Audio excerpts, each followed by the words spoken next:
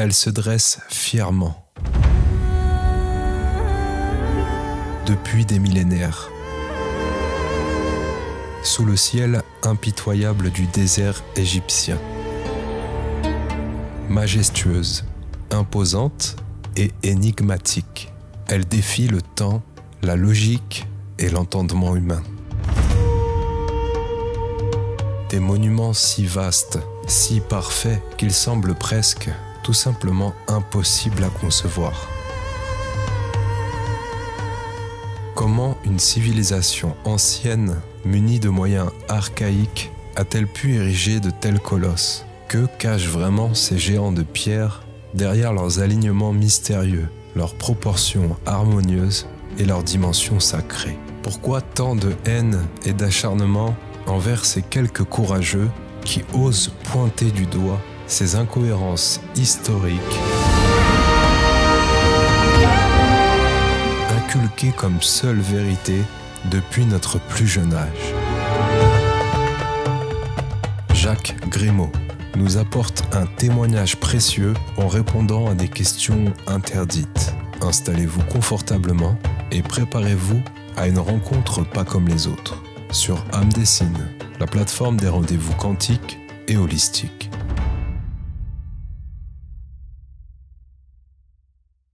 Il aura fallu attendre une décennie pour découvrir le second opus d'un reportage explosif. Une œuvre audiovisuelle qui a littéralement ridiculisé les sphères scientifiques, historiques et archéologiques conventionnelles. On parle bel et bien ici d'une bombe, d'un séisme, d'un tsunami culturel et spirituel. Car rappelons-le, c'est au bas mot plusieurs millions d'âmes qui ont été touchées et impactées par ce documentaire intitulé « La révélation des pyramides ».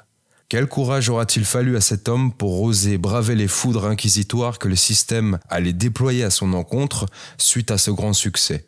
Car disons-le clairement et sans détour, ils ont littéralement lâché les zététichiens de garde à ses trousses, accompagnés de leur arsenal juridique, et cela pour une raison qui me paraît évidente, la peur. Eh oui, la peur. La peur de voir tous les dominos matriciels s'effondrer les uns après les autres, car c'est une pièce maîtresse de leur rouage que ce reportage vient dangereusement bousculer. C'est selon moi une émission historique et à la fois intemporelle que nous vous proposons aujourd'hui. Elle restera à n'en point douter dans les archives de la toile et servira de pièce à conviction, tout au moins je l'espère, pour les futures générations qui nous succéderont. Jacques Grimaud, bonjour et merci pour ta présence parmi nous. Merci à toutes et à tous et surtout merci de m'avoir invité. En effet, rarement la parole de cette manière. Elle est présente, toujours fidèle au poste, pétillante et rayonnante. Elle vient nous accompagner lors de cette rencontre importante. J'ai nommé Tamara Buhmann. Tamara, bonjour. Salut Rudy, bonjour Jacques. C'est un véritable honneur, effectivement, de te recevoir sur notre chaîne. On sait à quel point tu te fais discret d'une certaine manière, en tout cas sur les médias. Donc c'est un vrai honneur de te recevoir et évidemment, tu t'en doutes, on a plein de questions à te poser.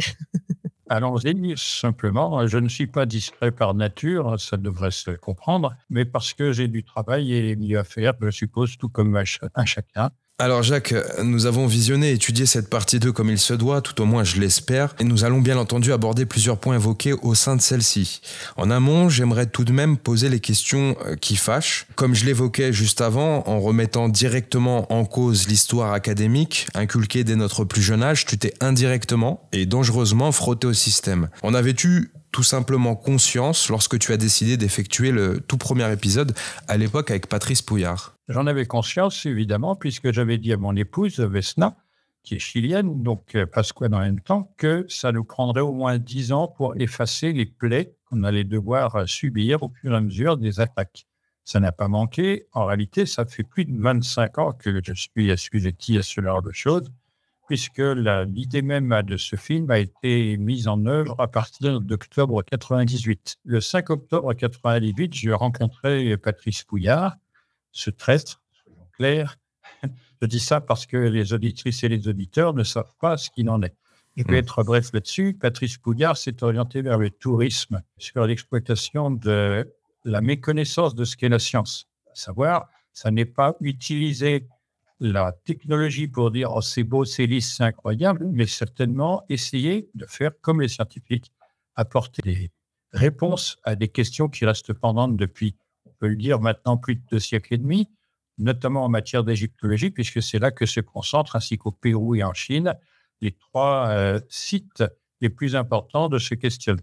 Oui, on aura l'occasion de revenir sur toutes les démêlés qu'il y a eu et toutes les rumeurs qui ont lieu aussi depuis quelques temps par rapport à ce reportage et par rapport à ta propre personne. Ils essayent toujours de dénigrer le messager pour entacher le message de facto. Ça ne fonctionne pas, ça ne fonctionne pas. Soyons clairs, j'ai 70 ans, ça fait longtemps que la vanité sociale a disparu de ma personne. C'est-à-dire, quand j'ai fait ces découvertes, ça m'a impacté énormément. Parce que je me demandais si j'étais complètement à la masse ou véritablement découvreur de quelque chose qui avait été loupé par mes prédécesseurs et mon entourage. Donc, il a bien fallu faire avec et se donner les moyens de continuer.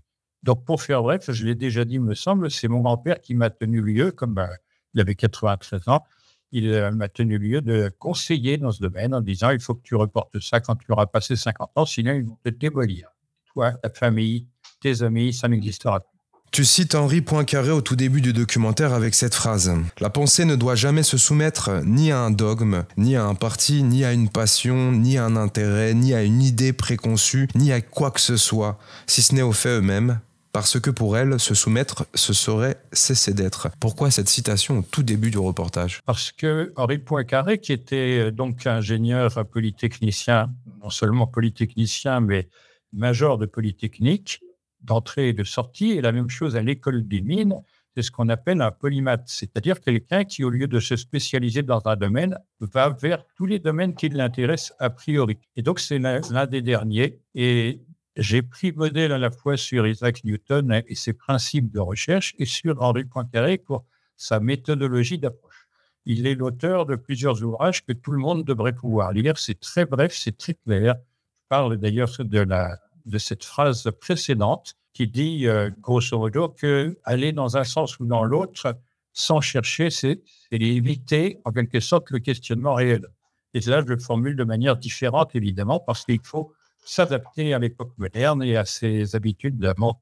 Donc, c'est cette chose-là qui m'a fait résister, d'abord parce que les méthodes, c'est ce qui manque le plus dans les discussions, que ce soit avec qui que ce soit. En politique, c'est n'importe quoi, tout le monde se coupe la parole. Il suffit de regarder la télévision pour savoir qu'on ne discute pas, on prétend tirer la couverture à soi, avoir toujours raison.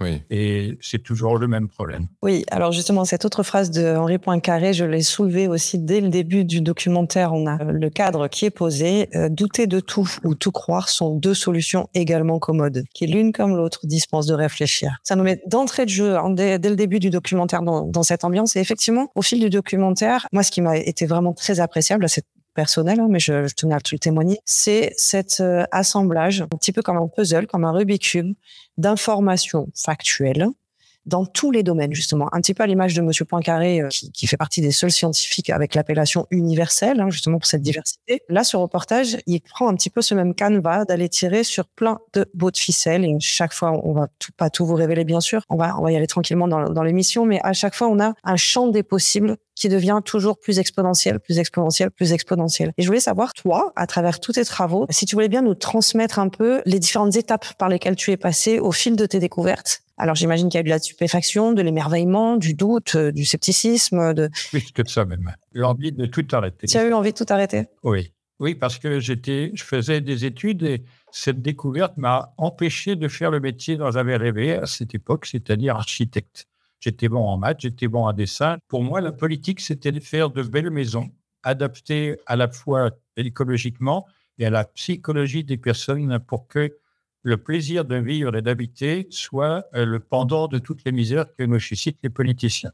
Donc, c'était cette optique-là que j'ai dû barrer, effacer, repousser, parce qu'il me fallait engendrer une autre trajectoire pour pouvoir donner ce message à la manière dont il convenait de le faire, c'est-à-dire avec une densité de faits, une densité de réflexion méthodologique, de la pédagogie, etc. Et ça prend énormément de temps, surtout quand on n'a personne pour ouvrir le chemin. C'est-à-dire qu'en réalité, bien que tous les oiseaux, c'est-à-dire les trolls en général, mais critiqués, ils ne savent absolument rien de ce dont il est question. Ils n'ont aucune perspective sur ce que suscitent ces découvertes, qui sont très vastes. Et c'est pourquoi je fais référence à Henri Poincaré. C'est la taille, la dimension de l'univers ouvert par ces découvertes qui ne peut pas se transmettre comme ça, ni par un film, ni par un écrit. mais par la conjonction de ces deux modalités. Pour moi, j'ai commencé comme touriste, c'est ce que je dis de Patrice, c'était un survol touristique, littéralement, sans rentrer dans les profondeurs et les perspectives. Néanmoins, ça n'était que cela. Le deuxième film, vous avez dû vous rendre compte que c'était mieux organisé comme chapitre, en quelque sorte, d'une part, et avec des éléments factuels appuyés par les mathématiques, par la physique, par toutes les sciences. C'est plus technique. Hein. Voilà, c'est beaucoup plus technique. Ouais. Voilà. Parce que mon projet, contrairement à Patrice Pouillard, c'est pas de descendre les personnes vers le bas, vers l'émerveillement et le sensible, pas seulement en tous les cas, mais vers l'intelligible qui est plus haut et qui est peut-être plus difficile à atteindre, comme si on devait monter au sommet d'une montagne. Ce deuxième film, il est beaucoup plus organisé et structuré d'une manière très différente, de sorte qu'on retrouve les éléments du premier, mais dits d'une autre manière. Le troisième, dont je peux te parler, maintenant, il est commencé. Il va se faire dans des conditions inattendues pour moi, parce que je n'attendais pas la survenue de l'intelligence artificielle avant 2-3 ans. Et donc, on va le faire comme ça. Ça évitera d'avoir à payer des sommes folles et à s'assujettir au désir des gens qui font du cinéma, c'est toujours assez difficile de supporter cette ambiance parce que chacun donne son opinion. Ça se choisit à la majorité, etc. Donc, on n'a plus la maîtrise de ce que l'on veut faire. Maintenant, ça ressemblera d'assez loin à une bande dessinée et mettra en forme la chose grâce à 3 personnes que pratiquement personne ne connaît plus, mais qui étaient connues dans Rue Poincaré. Ces personnes sont encore des polymathes. Ils sont aussi bien linguistes, géographes, physiciens, mathématiciens, etc. À eux 3, ils somment pratiquement la totalité de ce dont on a besoin pour exposer ce qui se passe. Donc, en réalité, vous ne pouvez connaître que les embryons des questionnements qui m'ont pris quand même maintenant 55 ans. Il faut savoir que ma particularité, qui ne plaît pas du tout aux trolls, bien qu'ils veuillent l'ignorer, c'est que j'ai eu une expérience de vie très particulière parce que dès cette découverte et sa confirmation, j'ai pris une décision, c'est de me lever tôt le matin, de travailler, si possible, aux alentours de 15 à 18 heures chaque jour, sans prendre de congé, c'est-à-dire ni samedi, ni dimanche, ni fête. Mais ça ne me fait pas de soucis, mais je reste quand même assez proche de mes amitiés, de ma famille, etc. Ça, c'est comme si j'avais fait à peu près une centaine d'années d'études. Et c'est ce qui fait que les trolls s'émeuvent en disant « ce type a tout fait, il est prétentieux, c'est un paniqueux, etc. » Comme ils préfèrent dire n'importe quoi plutôt que me questionner et éventuellement lever le pied, ça n'a pas de sens. Donc je dis, moi, mon ambition, c'était de devenir quelqu'un de moins ignorant et de plus capable par moi-même d'aller chercher les choses là où elles sont. Si, par exemple, ces grandes pyramides assez énigmatiques existent là où elles sont, c'est bien qu'il y ait des raisons. C'est le pourquoi qui m'a d'abord intéressé et non pas comment on construit ces monstres. Voilà. Donc, il y avait pour moi un ordre. Ça n'est pas dogmatique, c'est bien qu'il y a une forme d'intelligence à appliquer et il y a toujours une hiérarchie des questions. Et les trolls, eux, ils appellent ça la science, mais ils n'en tiennent pas compte. Oui, on va les laisser de côté un petit peu. On les connaît, ils sont les zététiciens principalement, mais qui sont... Ils ne sont pas des zététiciens, ce sont des trolls. C'est-à-dire des gens qui prétendent avoir une formation scientifique alors qu'ils ne l'ont pas du tout. Oui, mais ils t'attaquent principalement sur des arguments de forme. Dès lors qu'on touche au fond, il y a aucun argument. On va y revenir. Ils sont d'aller au fond, ils n'ont rien compris à rien.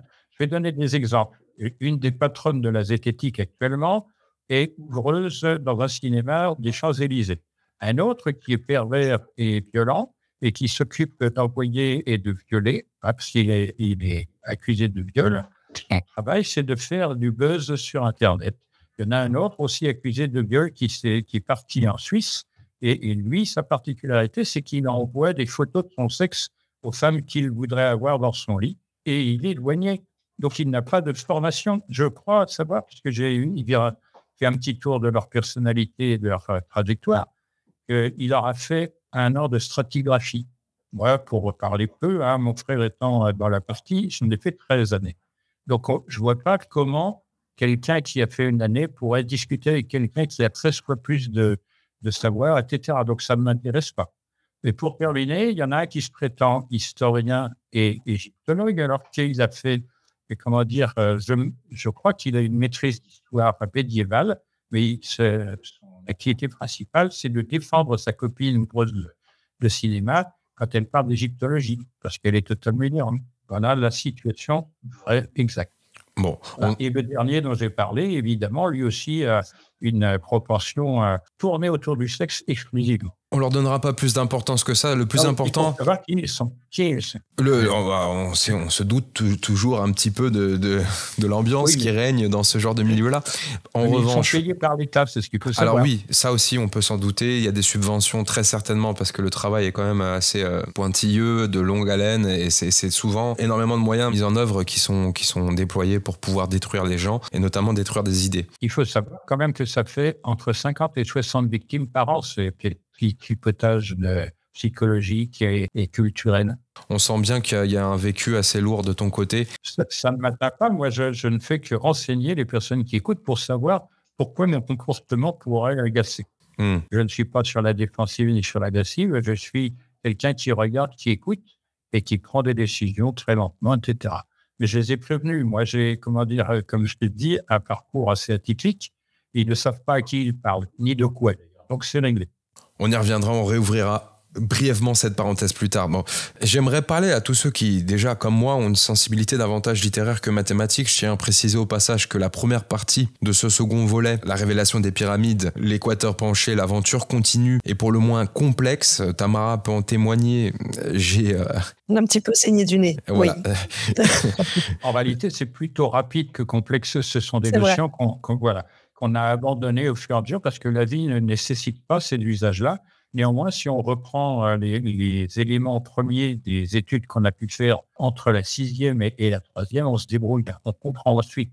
Néanmoins, pour cela, il faut prendre le film et décortiquer plan par plan. Exactement, c'est ce que j'allais dire. J'ai dû le visionner à plusieurs reprises pour pouvoir comprendre intégralement tout ce qui est évoqué. Bon, j'éprouve quand même une certaine empathie pour ceux qui sont dans mon cas et j'aimerais véritablement qu'on puisse vulgariser au maximum ces études. Lorsqu'on parle de pi, de phi, de rayon, de diamètre, de coudée, de mètre, de racine carrée, de division et d'addition de tous ces éléments cumulés, on aimerait vulgariser un maximum tout ça. Tous ces éléments sont cruciaux, mais déjà dans un premier temps, que représente-t-il pour toi, Jacques, une sorte de signature récurrente si on devait vulgariser à l'extrême, une trace divine, un ADN originel ou un simple clin d'œil de là-haut? Alors là, le panoramique est très large. D'abord, je rappelle que le nombre est quelque chose qui est à la fois visible et invisible. C'est-à-dire, quand on a 3 pommes, il ne vient pas spontanément à l'esprit que le nombre 3 soit relatif à ces pommes. Elles sont toutes différentes. 3 qualifie un médium, comme l'argent d'ailleurs. C'est-à-dire qu'on a des mesures et la science, comme l'aurait dit Henri Poincaré, c'est le mesurable. Donc, je suis obligé d'emprunter cette voie parce qu'elle est absolue et complète. Donc, on a 2 voies là-dedans qui sont simples à connaître. C'est celles qui sont à la base de notre apprentissage des mathématiques. Ce sont l'arithmétique, c'est-à-dire le nombre, et la géométrie, le vêtement du nombre, c'est-à-dire ce que l'on peut voir, ce que l'on peut comparer, etc. Il est difficile, par exemple, de comparer des nombres. Si, par exemple, on essaye de comparer 2 et 3, on a des problèmes. Il y en a un qui est pair et l'autre qui est impair. Et ça n'est pas commutatif. C'est-à-dire, on ne peut pas échanger les qualités de l'un contre les qualités de l'autre. Il y a d'autres catégories de nombres, c'est-à-dire entre les nombres rationnels dits entiers et les nombres irrationnels, il n'y a pas de commutativité non plus. Donc ça, c'est, le next plus ultra de l'explication rapide en mathématiques. Mais le problème, c'est que je ne peux pas discuter de ça dans un film. Je ne peux pas même en discuter avec vous parce que très rapidement, on est saturé. Il faut essayer de méditer les choses. Les gens qui méditent beaucoup, c'était le cas d'Henri Poincaré, les 3 personnages dont j'ai rappelé l'existence dans le prochain film, sont des personnes qui, plutôt qu'essayer d'avoir des résultats, c'est-à-dire des applications, comme on dirait aujourd'hui, vont vers l'essence des choses.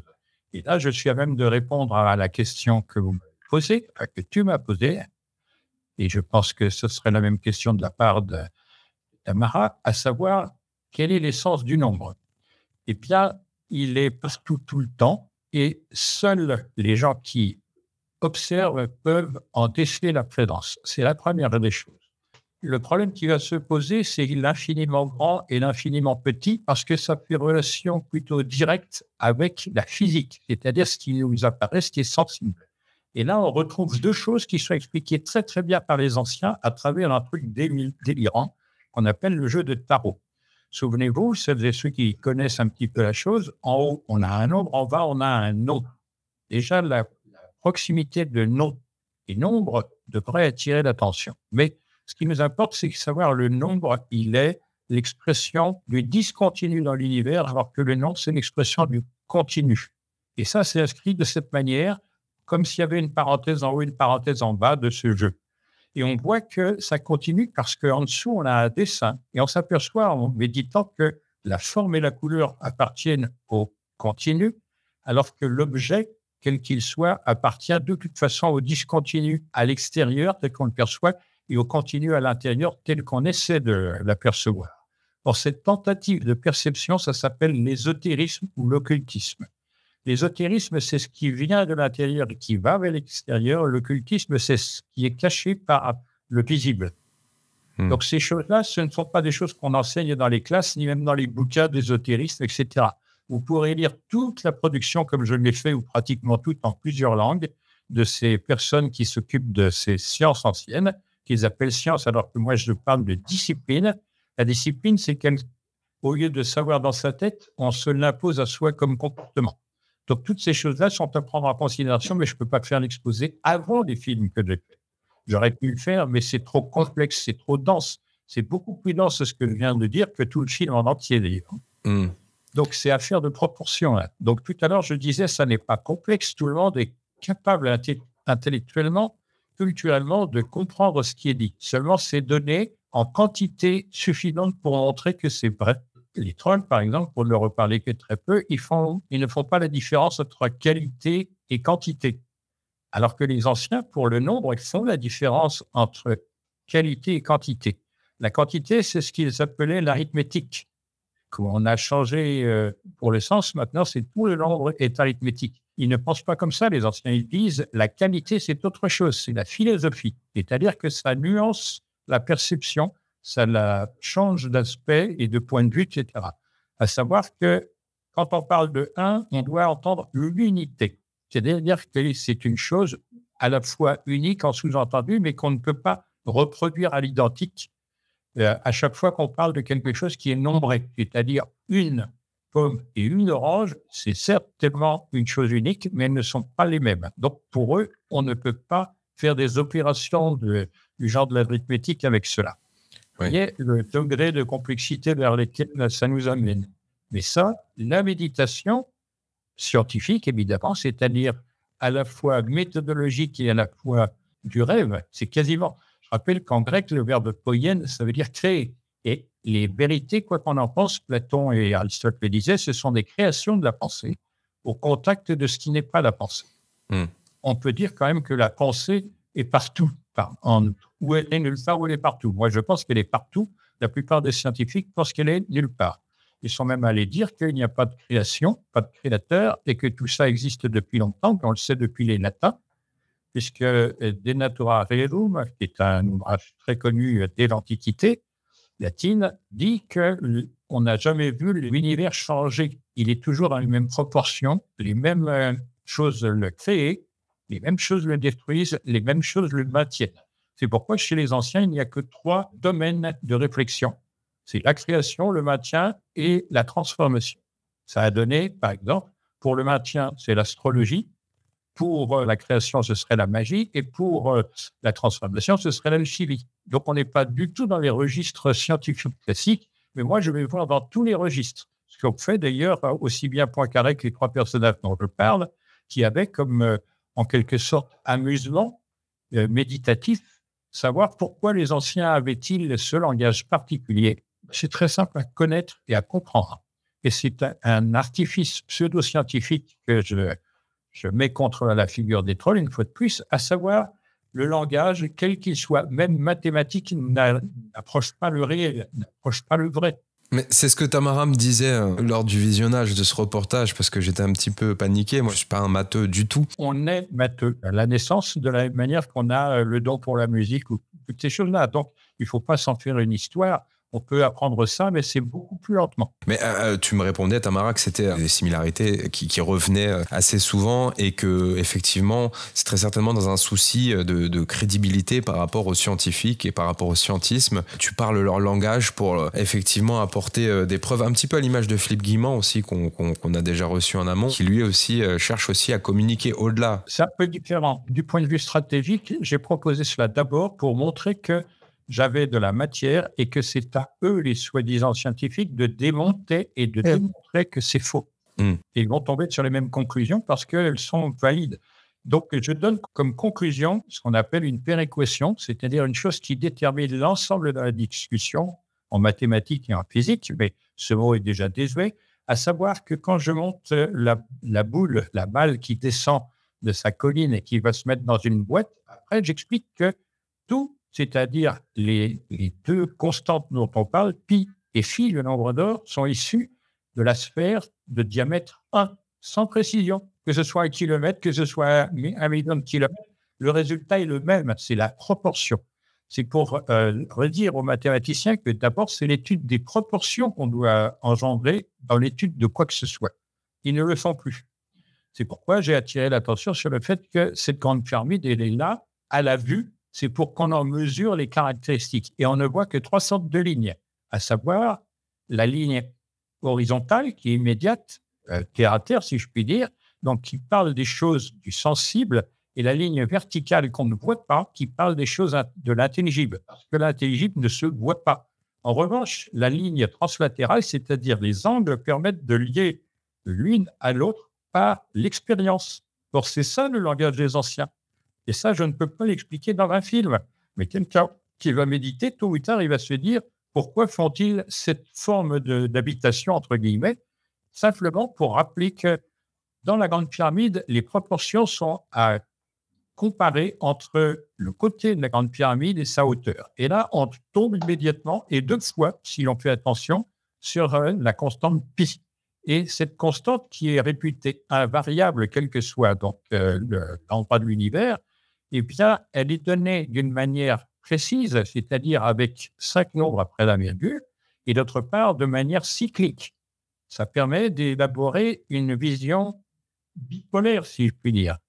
À savoir, les choses ne sont pas ce qu'elles paraissent. Et pour préciser cela, les anciens Égyptiens ont écrit presque partout, tout le temps, mais ça ne se lit pas, ça s'appelle des anaglyphes, qu'il n'y a que 3 manières d'aborder la géométrie. Soit par les proportions, soit par les aspects linéaires et droits, et soit par les aspects courbes, parmi lesquels on trouve la spirale, la boucle, etc.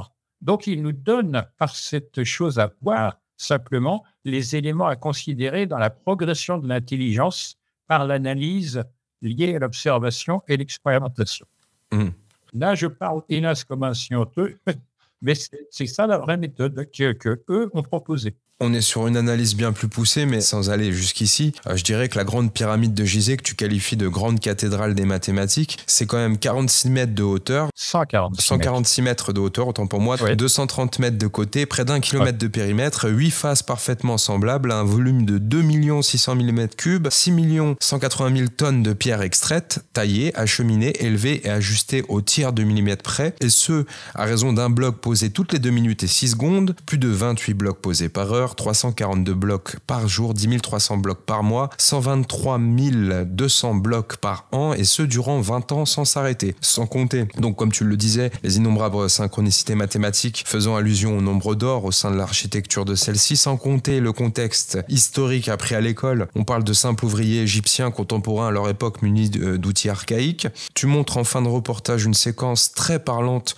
où l'on voit un gros tractopelle moderne, inefficace et impuissant, dans l'incapacité totale de déplacer juste un de ces blocs. Quand on réalise tout cela, on peut décidément plus croire en la version officielle. Comment le CNRS, selon toi, arrive-t-il à continuer à argumenter en ce sens? Quel tour de magie reste-t-il dans la manche à Jean-Pierre Adam, par exemple, pour ne pas le citer, pour continuer à nous faire croire, à nous faire avaler cette foutue pilule bleue? D'abord, il faut dire Gizeh, parce qu'on prononce comme ceci le G en égyptien ancien également, ou même en grec, etc. Peu importe, et Adam, parce que c'est son vrai nom, il nous a fait dans le film qu'il avait, il suffisait de prendre n'importe quel plan, même une brosse à dents, il nous l'a fait ça dans le film, On a eu la gentillesse de ne pas le faire connaître parce que c'est plus que ridicule. Mais pour revenir au sujet, la chose qui est impossible à comprendre n'est pas pour autant impossible à projeter. La vraie question, c'est si on nous met ça sous le nez tout le temps, j'imagine que le CNRS fait ça parce qu'il met à l'épreuve non seulement les savoirs de toute espèce, mais l'imagination et la créativité de celles et ceux qui pourraient trouver des modalités. Moi, je ne me casse pas trop la tête. Il y a longtemps que j'ai découvert comment ça a été fait et par qui, mais ce serait prématuré de me mettre comme un lapin face à 40 chasseurs sur un terrain plat.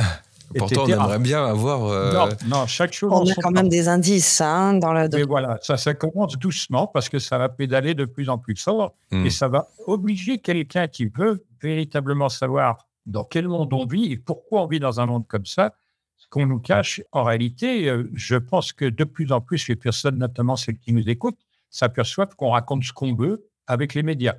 Que la télévision, que le cinéma, tout ça, c'est n'importe quoi parce qu'il n'y a pas de modalité léguée au véritable enseignement. Donc, on verra ça dans le prochain film. Je vais donner des exemples nombreux qui vont être stupéfiants. Dans le cours même du film, on va se demander, mais où il a trouvé ça? À qui il l'a emprunté? Bon, je rassure les trolls, je l'ai emprunté à personne. C'est qu'ayant compris le langage que je viens d'évoquer en quelques minutes, je peux aller dans n'importe quelle branche de la science, si on peut appeler ça l'arbre de la science, pour détecter, comprendre ce qui a été écrit, mais sous forme anaglyphique. Alors, je rappelle que j'avais rencontré Madame Christiane Ziegler, qui était, à son époque, c'est-à-dire il y a presque 20 ans, la personne en charge de l'égyptologie au musée du Louvre.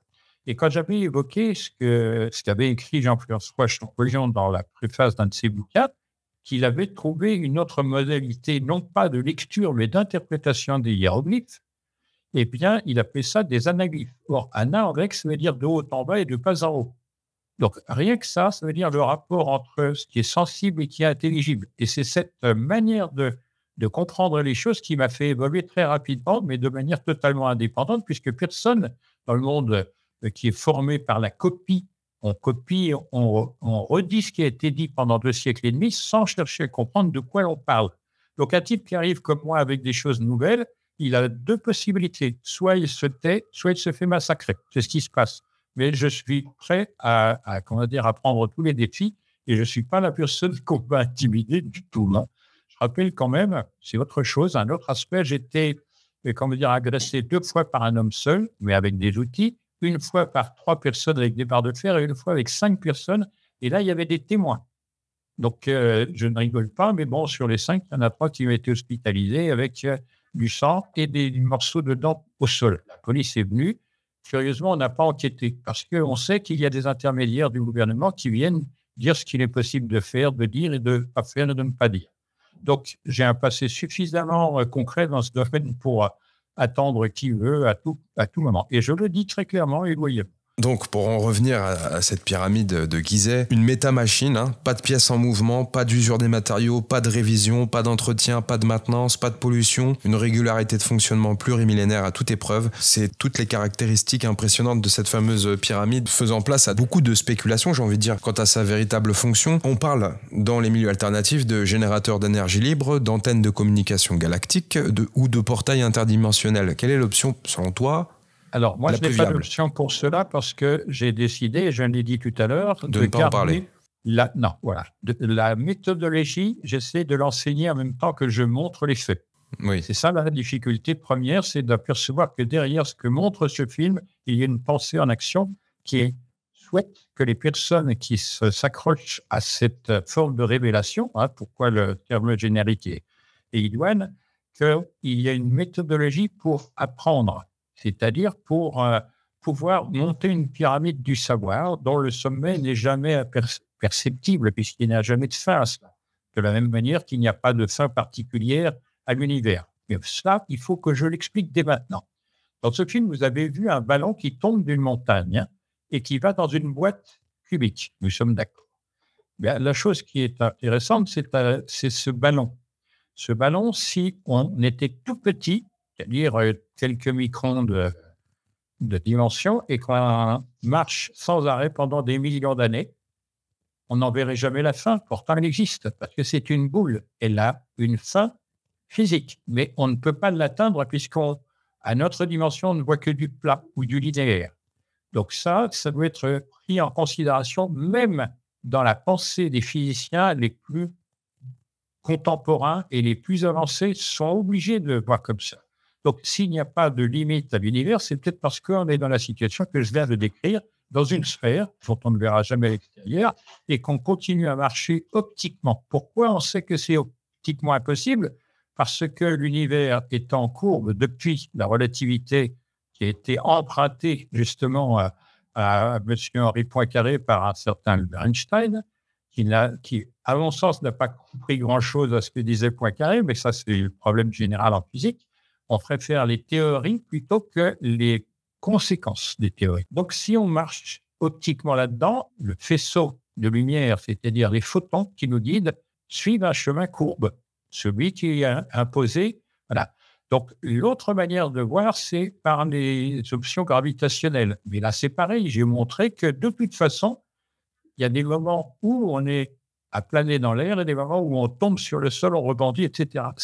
Ce point de vue de la gravitation n'est jamais envisagé en physique actuellement. Donc, ce sont des problèmes que j'évoque et de manière visuelle, mais qui devraient faire réfléchir et approfondir la véritable approche scientifique, c'est-à-dire quels sont les cas particuliers. Parce que les cas particuliers, comme les parenthèses, elles sont au début et à la fin. Et c'est bien ça ce qui nous intéresse. Je rappelle que la philosophie devrait s'intéresser à ça aussi, à savoir que les vraies questions de la philosophie, elles sont trois. Là encore, c'est d'où viens-je, qui suis-je, où vais-je? C'est-à-dire le passé, d'où viens-je, qui suis-je? C'est l'essence des choses, ce dont on discute maintenant. Et où vais-je? C'est où va nous emporter notre ignorance. Parce que la vérité, c'est bien de poser la question de l'ignorance. Parce que le réel, les animaux, même les insectes, sont adaptés à leur milieu terrestre. Ils ne proposent pas une vue universelle. Nous, on dispose de cela parce qu'on est capable, étant sur nos jambes, sur notre corps et la tête en l'air, de voir ce qui se passe aussi un peu dans le ciel. Demander à une coccinelle de lever la tête, c'est peu de choses. Il faut qu'elle soit sur une feuille verticale ou quasiment. Pour dire les choses plus simplement, on se questionne sur tout, mais si on répète toujours la même chose, comme le fait le CNRS, même s'il y a beaucoup de chercheurs capables, ça ne va pas donner grand-chose. Et il vaut mieux laisser une place à l'imagination, voire à l'imaginaire, comme l'avait dit Jean-Pierre Adam dans le premier film, et à la poésie, comme le disaient les anciens, parce que la poésie servait à se faire sentir l'inexprimable. C'est pour ça que l'art ancien, l'art égyptien, n'est pas compréhensible pour l'artiste moderne, qui, lui, veut faire passer ses sentiments, mais pas sa vision de l'univers. Bon, je vais arrêter là aussi, parce que c'est quand même assez ardu, peut-être, pour la plupart. Non, mais c'est exactement à l'image du documentaire. C'est-à-dire que tu nous donnes pas de réponse. Tenez, gobez ça, c'est comme ça, c'est la vérité. Et tu nous amènes, au contraire, tu l'évoquais tout à l'heure, cet arbre des sciences, ces différentes ramifications. Là, il y en a pour tous et pour tout le monde. C'est ce qui inspire vraiment le respect, l'émerveillement dans ce documentaire. Dire, waouh, rien n'est laissé au hasard, qu'on tire la ficelle. Alors, on a des mathématiques, bien sûr, on l'a évoqué, de la géométrie sacrée. On a ces nombres d'or, on a de l'astronomie, on a de l'astrologie, on a de l'ésotérisme, on a vraiment toutes les ficelles qui sont tirées et on arrive toujours à cette même concordance, à ce même alignement, à cette même logique. Et Érudite disait tout à l'heure, on serait tenté de dire, mais c'est une logique universelle, c'est un principe divin. Quand on se pose la question de pourquoi, tu disais que tu t'étais déjà d'abord posé la question du pourquoi avant d'arriver sur du comment. Là, on arrive déjà petit à petit au fil de ton documentaire à cette première hypothèse de c'est signé, c'est divin. On voit bien que c'est un ordre universel. Moi, je me suis même demandé, mais ça se trouve, toutes les planètes sont fabriquées pareil. À l'évidence. Quand on voit les orientations, les éclipses solaires les équinoxes, qui viennent éclairer pile dans le bon angle absolument de chacun des monuments qui sont cités, etc. Des grottes aussi. Et des grottes aussi. Et des grottes aussi. Bon, là, on voit bien que ça nous demande quand même une conception de la planète, pour ne pas dire de l'univers, bien plus poussée que ce que nous, le hasard.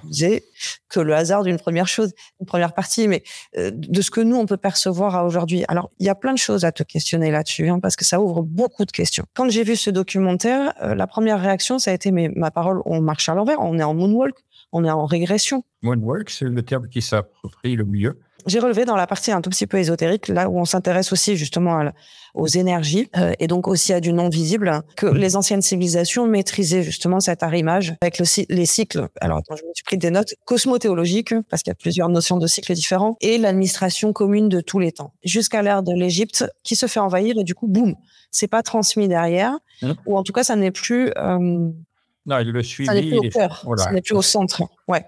Le suivi existe, mais il n'est plus même nature, puisque la religion, entre guillemets, c'est-à-dire la science des Égyptiens donnée sous forme allégorique, a été remplacée par le christianisme. Et là, comme le CNRS, l'Église de Rome ne sait pas de quoi elle parle, ni comment véritablement aborder le problème qui hante tout le monde dès sa naissance. Et qu'est-ce qu'on fout là? Bon. Donc, je vais donner l'ordre de création du film pour que ce soit bien clair. On commence, j'ouvre le livre, comme je dis, de mon ignorance. Et c'est-à-dire que moi, par exemple, face au questionnement de Jean-Philippe Loher, le seul personnage qui a la prétention d'expliquer tout en égyptologie à cette époque, en les années 1948, et notamment sur les grandes pyramides, bien qu'il avouera presque centenaire qu'il n'a pas étudié Khéops, quand même un comble, ça c'est dans le bouquin. Et donc, parce que je balance aussi le reste sur le bouquin, mais les trois n'en parlent pas du bouquin. Ils ont peur de se faire claquer la figure pas plus. Bon, donc je disais, ça commence par j'ouvre le grand livre de mon ignorance, on arrive directement sur le site de Gizeh. Ensuite, contrairement à ce que font les égyptologues, et notamment Jean-Philippe Loher ou Jean-Pierre Adam, je ne mesure pas l'extérieur de la grande pyramide, puisque je vois qu'elle est en phase de destruction. Comme j'ai dit tout à l'heure, j'ai étudié en géologie pas mal d'années. Et on verra que les géologues, dans le film prochain, ont une place prépondérante, à savoir l'état des calcaires nummuliques qui sont la surface de la Grande Pyramide. Ce sont des pierres qui ont au bas mot 10 000 ans. L'état d'usure n'est pas justifié puisqu'on compare les faces qui sont au soleil ou pas au soleil, ou au vent ou pas au vent. Il y a eu de la pluie il y a 8 à 10 000 ans, etc. Donc, toutes ces choses-là me font dire que s'il y a une chambre intérieure qui est en granit, c'est pour qu'on soit attentif aux dimensions. Oui. Donc, je vais directement à la chambre haute, après une description globale de ce que c'est ce monument, épouvantablement complexe du point de vue non seulement de la construction, mais de la logistique de la construction et surtout de l'idée qu'on a de faire ça pour transmettre des choses. Parce que la véritable option, c'est pour passer au-delà de la mort, il faut la science. Et pas seulement la science des scientifiques du CNRS, il faut se connaître soi-même. Toutes ces choses, elles ont été dites par les anciens philosophes, mais personne n'écoute, personne ne médite, personne ne comprend. Je ne dirais pas que je suis le seul, mais ma découverte principale, c'est le langage des anciens. Pourquoi ont-ils exprimé cela comme ça? C'est ça la chose importante. Donc, après la chambre haute, on passe au site, c'est-à-dire à la pyramide elle-même et sa situation à la fois sur le site dans le sens étroit du terme et sur la Terre. Après, on s'aperçoit que la somme du diamètre polaire, c'est-à-dire du pôle sud au pôle nord de la Terre, puis la même chose pour la Lune, la somme est égale à la distance entre le sommet de la Grande Pyramide et le centre géométrique de ce triangle qui est l'île de Pâques, Rapa Nui pour les gens de l'Ouest. Donc ça, on sort de la Terre directement et après, on va s'intéresser ultérieurement dans le film aux dimensions et aux particularités de notre système solaire. Et après, grâce à la physique et à ces constantes qu'on trouve dans la Grande Pyramide et surtout dans l'emplacement de certains sites, à savoir, je n'ai pas parlé cette fois-ci parce que ça aurait été trop complexe, de la constante de structure fine qui était un outil très, très délicat déjà pour les physiciens même très avancés. Déjà, comprendre de quoi on parle et à quoi ça sert, c'est quelque chose de complexe et de long. C'est un enseignement, voilà. Eh bien, on trouve cette valeur-là plusieurs fois dans l'exposé du prochain film.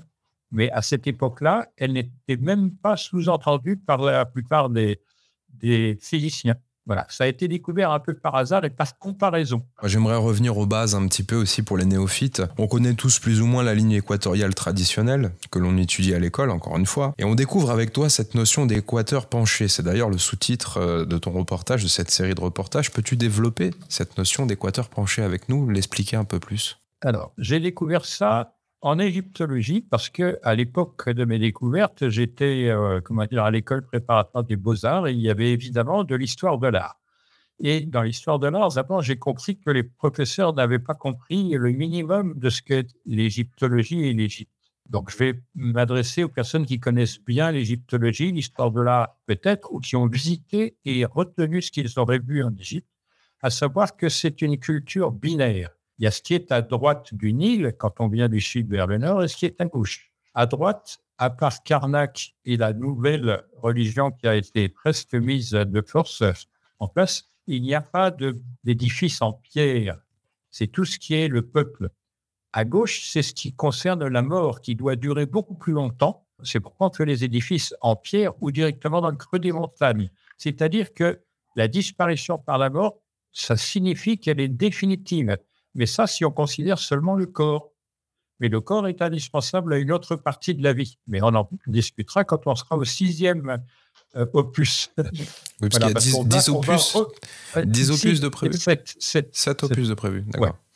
Ouais. Et qui recouvre la totalité de ce qu'on appelle le savoir même de nos jours et depuis les anciens. Donc, l'équateur penché, il est venu de cette comparaison binaire entre l'Égypte, c'est le coin le plus curieux si on compare avec l'île de Pâques qui est son opposé. L'Égypte, c'est le Caire, par exemple, la capitale de l'Égypte moderne, c'est plus de 20 millions d'habitants, c'est 16 millions de voitures en moyenne, etc. Et c'est surtout non pas le centre d'un triangle, mais c'est le centre même continental.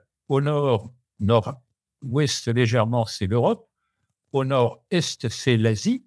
Et au sud, c'est l'Afrique. Donc, c'est l'inverse du triangle que j'ai montré tout à l'heure, c'est-à-dire l'île de Pâques. Et comme je l'ai dit, quand on va du sommet de la Grande Pyramide au milieu de l'île de Pâques, la chose qui est remarquable, c'est que la ligne, qu'on appelle géodésique, mais qu'on trace sur une carte planisphère, elle est rectiligne et elle fait la valeur du nombre d'or multipliée par la valeur du quart du périmètre terrestre.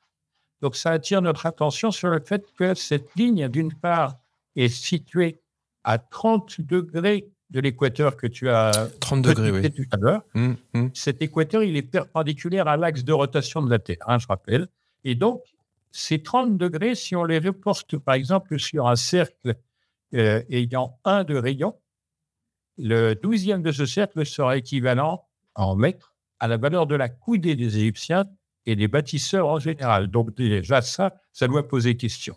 Qui plus est, comme je l'ai montré dans le film en question, le 2e, on a des dimensions plurielles, à savoir on peut déterminer en mètres, en coudées, mais aussi en constante. Et après, je montre que ça peut se faire avec le mille nautique aérien, si je puis dire, puisque maintenant on parle de mille nautique dans les...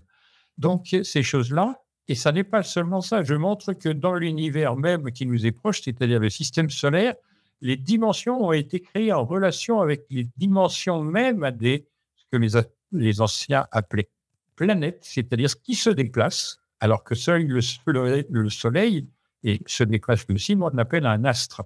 Donc, dans astre, il y a par exemple A et S. Alors, il faut savoir que As, c'est l'unité par excellence qu'on trouve dans le jeu de cartes, par exemple, et que le A, c'est un compas, et S, c'est la moitié d'un cercle. Ce sont des codes géométriques que je démontre après dans le film en montrant que les choses de la musique, les choses du dessin, les romans de ceux qui savent comme moi, parce qu'ils ont étudié peut-être moins loin et moins vite, parce que l'ordinateur, ça aide beaucoup, à tout vérifier en maths, notamment, et en physique, etc. Et bien que tout ça a été codé et c'est ouvert au public. C'est pour nous, parce que l'histoire, quelle qu'elle soit, et la science, ce sont nos deux seuls héritages collectifs et individuels. Donc, ce que j'essaie de faire avec ces films, c'est de réapproprier l'histoire et la science à tout le monde. Donc, tout le monde peut s'interroger. Celle qui ne veut pas s'interroger, il est libre de ne pas le faire. Néanmoins, il sera en retrait par rapport au plaisir de la vie, en se disant, tout a été construit. Je donne un exemple que vous allez trouver dans le prochain film. Comme c'est à l'international et que ça vise 4 milliards et demi de personnes, 4 milliards et demi de personnes, je vais vous donner cet exemple. On ouvre la main comme ça. Vous partez d'ici, le pouce, l'auriculaire, l'index, l'annulaire et le majeur, et ça fait une ligne en éclair. Vous fermez la main, c'est exactement la même chose. Et l'éclair, c'est la figuration de l'énergie. Et la main, dans un individu, quel qu'il soit, et tout le monde n'a pas de main, c'est la figuration pratique de l'énergie. En plus, c'est la chose qui intervient entre la pensée et la matière. Donc, c'est comme le nombre, un intermédiaire. C'est ça, pour les anciens, le mot expérience. Alors, je pourrais vous expliquer ce qui se passe dans les grottes avec les peintures rupestres, avec Chantal Zegues-Volquier-Vies, qui a bien voulu me faire l'honneur et la gentillesse, parce qu'elle est extrêmement. À Lascaux, notamment? Exactement. Mais bon, moi, j'ai choisi Lascaux parce que presque tout le monde dans le monde actuel connaît plus ou moins les peintures rupestres et celles de Lascaux. On devrait dire Montignac parce que dans le mot Montignac, il y a quelque chose qui intéresse l'explication de ce qu'est Lascaux. Donc, en réalité, je vais vous expliquer ce qu'elle n'a pas voulu dire par peur de se faire massacrer, notamment, à savoir que quand on regarde les murs peints de Lascaux, en réalité, on regarde le ciel à une époque particulière. Donc, ce qui fait le sens, c'est qu'on a projeté des animaux simplement pour dire mais l'univers est vivant. Alors, je vais prendre 2 mots qu'on trouve dans toutes les grottes du monde, ou presque, c'est le mot saumon et le mot bison. Et on, en égyptien, ça se dit on, dessus, parce que le soleil est par-dessus nous, c'est le nom même du soleil. Donc, quand on a bison, on joue un rôle. Or, justement, il faut étudier la vie des bisons qu'on a détruits aux États-Unis. C'est pour ça qu'on a des ouragans et des cyclones. Tant pis pour eux, ils n'avaient qu'à comprendre. Ça peut replanter à tout moment. Eh bien, quand on voit le saumon et qu'on connaît la vie biologique du saumon, on commence à comprendre un tout petit peu de ce langage. Que là où il y a « on » à la fin, une maison, par exemple, c'est pour donner la lumière, et c'est prendre la lumière, etc., des choses de cet ordre-là, qui voilà. Et on voit que ça a du sens quand on met, par exemple, l'anglais et la négation, l'expression de la négation, c'est N-O, c'est no. Donc ça, cette manière de faire de la linguistique, les gens dont je vais parler dans le prochain film l'avaient découvert, mais n'en avaient pas parlé pour les mêmes raisons que je ne parle pas trop vite. C'est la langue des oiseaux, Jacques. C'est en grande partie la langue des oiseaux. Pourquoi ? Parce que ça vient de l'espace.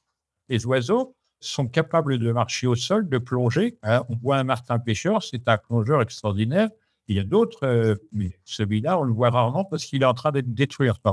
Donc, le martin-pêcheur, lui, il vole, il peut marcher au sol, bien que difficilement, mais il se tient sur des branches, etc., pas de problème, et il va dans l'eau.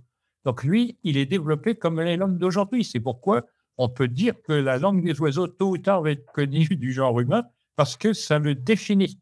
Actuellement, il va dans les profondeurs de la mer, il va sur les sites les plus difficiles d'accès sur Terre, et il va aussi dans le ciel, et même un peu au-delà. Tamara, il n'y a pas de hasard. J'ai l'impression d'entendre Cyril et François Bleuez cumulés. Oui, ça nous fait un cumul de plusieurs personnages. Et on ne cessera de le dire, nous, on est là pour vous amener l'information avec différents intervenants, différents sujets, différents prismes.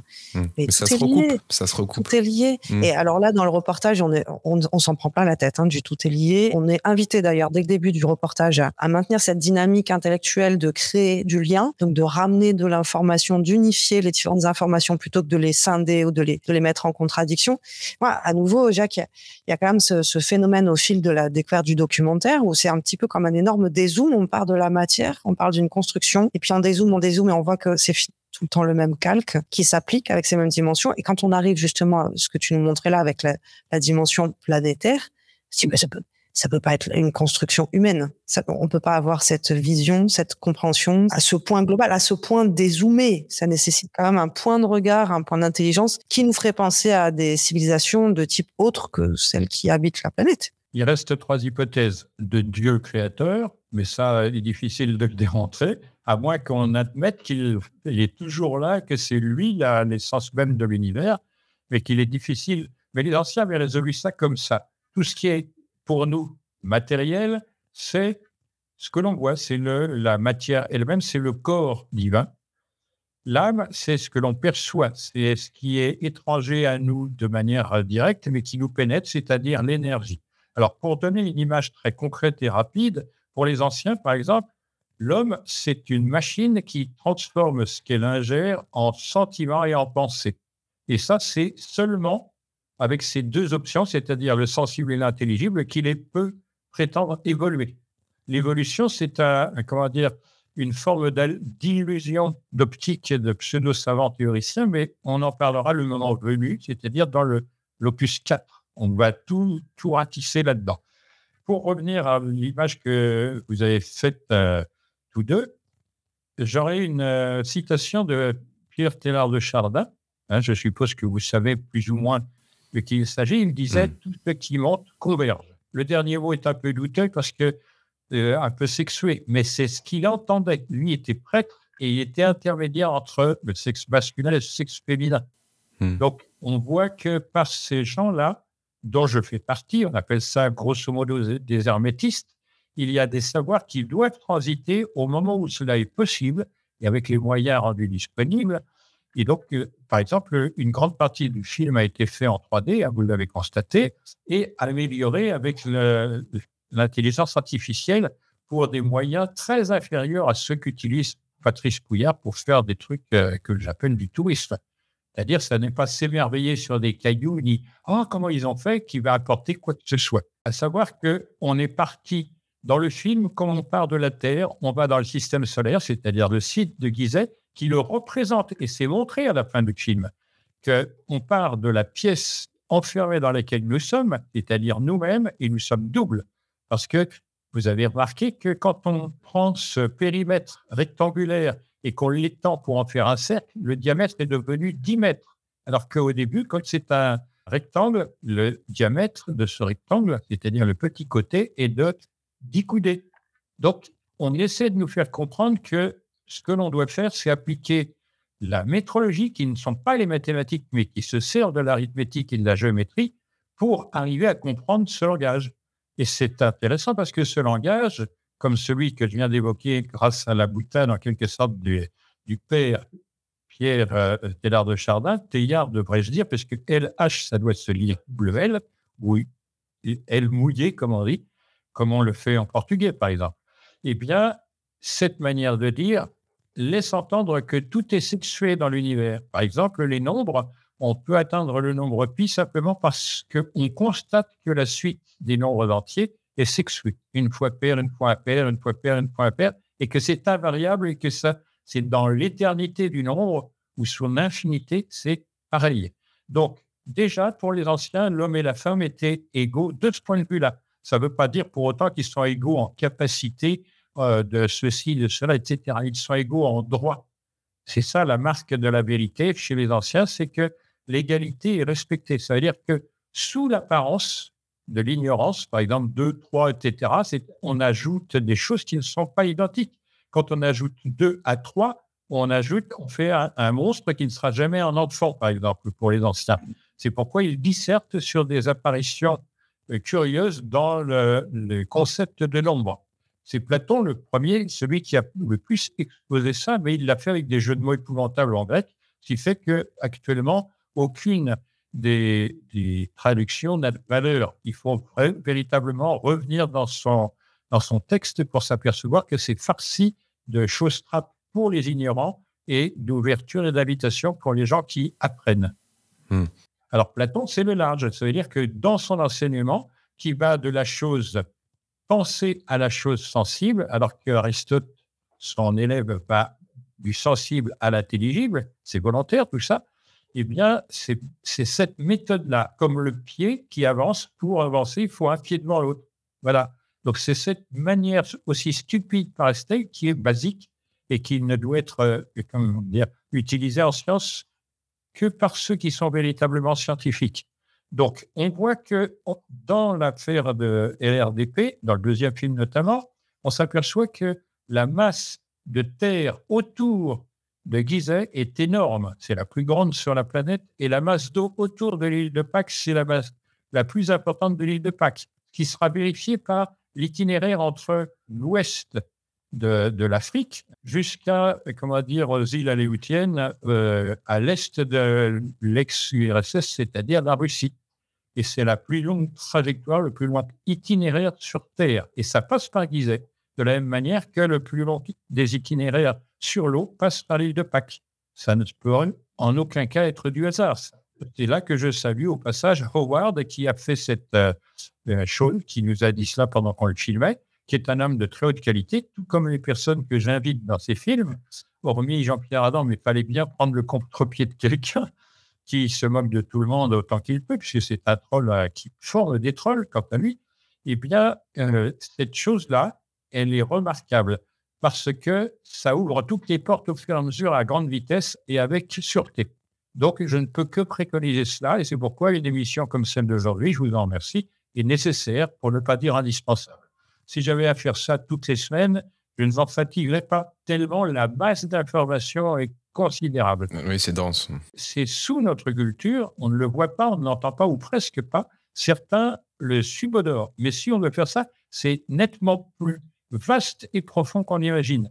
Même quelqu'un qui est fort dans l'imaginaire et l'imagination ne parviendrait pas à circonvenir cet ensemble-là. Donc, je disais, on part de cette chambre fermée à l'origine avec une toute petite ouverture. Et elle est très rigide. Hein. Le granit qui la constitue, c'est une pierre très dure. Et c'est une pierre ternaire, là encore. Donc, il faut voir que dans le commentaire qui a été fait à un moment par un ami malheureusement décédé prématurément, par la charge de travail qu'il s'est donnée, moi, j'ai commencé à 15 ans, mais lui, il a fait ça quand il avait 30 ans passés. Malheureusement, il n'est pas allé au-delà de 26 ans d'existence avec ce régime. Il suffit de regarder ses yeux creux et encore plus noirs que sa peau. C'était un homme charmant. Alors, je vous raconte comment on a pris contact l'un avec l'autre. Il m'a reconnu alors qu'on était dans un aéroport. On a discuté quelques minutes parce que nos avions respectifs devaient décoller et on a pris un minimum de coordonnées. Et au bout de 3 rencontres, on a dit « OK, on va le faire. Tu viens à l'occasion quand tu es à Paris et on te filme et tu dis ce que tu veux sur le sujet que tu veux. » Et ce sujet, il l'a développé sur l'égyptologie qui est son cheval de bataille où il a dit de manière très claire, à mon sens, que tout est, comme je l'ai dit tout à l'heure, binaire. C'est-à-dire que, par exemple, l'astrologie est binaire en ce sens qu'il ne faut pas juger d'un seul signe de naissance quand on analyse ces choses-là, mais des signes qui se font face. Parce qu'il y a des éléments dans le signe qu'on prend en référence, par exemple la balance qui est en face du bélier. On note que B et B sont les mêmes lettres et qui commencent parce que B, c'est dans les langues anciennes, tout particulièrement en hébreu, c'est le lieu où on réside. Mais ça peut être également par un autre mot rendu par le feu, parce que le bélier, c'est Bé-Hélios, le lieu où réside le soleil, et le foyer, c'est ce qui exprime dans une autre manière de dire, ce qui est le feu et l'endroit où on vit. Sous-entendu, c'est le feu, le soleil, le feu du soleil, la situation de la lumière qui fait qu'on peut vivre. Donc, toutes ces choses-là sont à entendre de cette manière. Le B de la balance, dans balance, il y a le latin ens, l'âme, parce que quand on commence quelque chose comme dans le bain, dans le bélier, il faut au moins avoir fait la moitié du chemin pour comprendre de quoi on parle. C'est pour ça qu'il va falloir 7 films. C'est vers le début du 4e, qu'on va s'apercevoir qu'on savait tout ça à notre intérieur, parce qu'on va reconnaître, si je puis dire, le son que fait la vérité dans l'âme directement. Alors, tout à l'heure, j'ai dit le physique, c'est le corps divin. L'âme, c'est tout ce qui meut le corps divin, c'est-à-dire la partie interne qu'on ne voit pas. Et l'esprit, ce sont les lois qui coordonnent l'ensemble, qui sont invariables. Donc, si on fait attention à cela et qu'on reproduit ce ternaire qu'on a vu aussi bien à Gizeh, à l'île de Pâques, etc., et dans l'exposé de ce camarade décédé, eh bien, on commence à comprendre que la Trinité chrétienne, que personne ne comprend même parmi les prêtres, quand je me suis marié, je dû aller faire un cours pendant 1 année, mais j'ai raccourci la chose parce que le prêtre ne savait rien sur les choses d'autres religions, par exemple sur l'islam. Rien. Rien du tout sur, l'hindouisme, toutes ces choses-là, rien. Donc, c'est moi qui ai dû prendre la parole et expliquer ça. Donc, ça va faire sourire des trolls. Non seulement il se prend pour un linguiste, mais en plus pour un religieux, etc. Mais la vérité, c'est que la Trinité, comme l'a dit notre ami, n'existe ni dans le judaïsme, ni dans l'islam. En conséquence, il faut savoir que c'est le christianisme qui est particulièrement ignorant de ce qu'il transporte, qui détient la part la plus ancienne de la culture dont je fais état maintenant. On le retrouve dans le taoïsme. Exactement. Le taoïsme, c'est le taïki, c'est la forme où on voit 2 gouttes, une noire et une blanche. Mais ce qu'on ne sait pas, c'est que le périmètre d'une goutte et de l'autre sont rigoureusement égaux, les 2 périmètres, mais en même temps que ça équivaut au périmètre du cercle qui les comprend. Ça peut être ce ternaire-là. Mais le binaire dont j'ai parlé avant, on le trouve dans le noir et le blanc, qui sont, il faut le dire quand même très clairement, les couleurs, c'est-à-dire les teintes qui sont données à Mercure, à Hermès je remonte le temps, à Mercure, Hermès, Thoth, Djerouti, parce que la teinte, c'est la couleur. Elle les comprend toutes à travers le prisme qui est ternaire, faut-il le préciser, comment il s'appelle, Isaac Newton, et que l'obscurité, d'où naîtra la lumière, dit la Bible, c'est l'absence de teinte. Donc, ces deux choses-là, ce sont les emblèmes de l'hermétisme. Une chose et son contraire. Le plus important, c'est ce qu'on ne montre pas et ce qui ne se dit pas, parce que ça devient transcendant. Donc, nous avons le concret matériel, nous avons l'abstrait de l'intelligence, de l'imagination, du sentiment élevé, etc. Mais en plus, il y a le transcendant. Ça, les scientifiques, aucun ne l'admettent. Pourtant, les lois qui sont dans les mathématiques, dans la géométrie, dans l'arithmétique, tout le bazar, c'est ça la chose divine dans les sciences. Parce qu'à l'évidence, dans le savoir, il y a quelque chose qui est aussi divin que dans le sentir. Maintenant, il est fait grand cas de l'amour, charnel ou pas, c'est pas là le problème, mais comme étant la chose la plus importante de l'existence humaine. Je veux bien le croire parce qu'entre l'amour parental, l'amour fraternel, l'amour amical, l'amour charnel, etc., il n'y a pas vraiment de différence. C'est un accrochage, comme aurait dit mon ami décédé, et il est binaire. Nécessairement, un homme et une femme vont contribuer à la naissance d'un autre être, et donc c'est le résultat utile, si je puis dire, parce que la vie de société s'arrêterait sinon.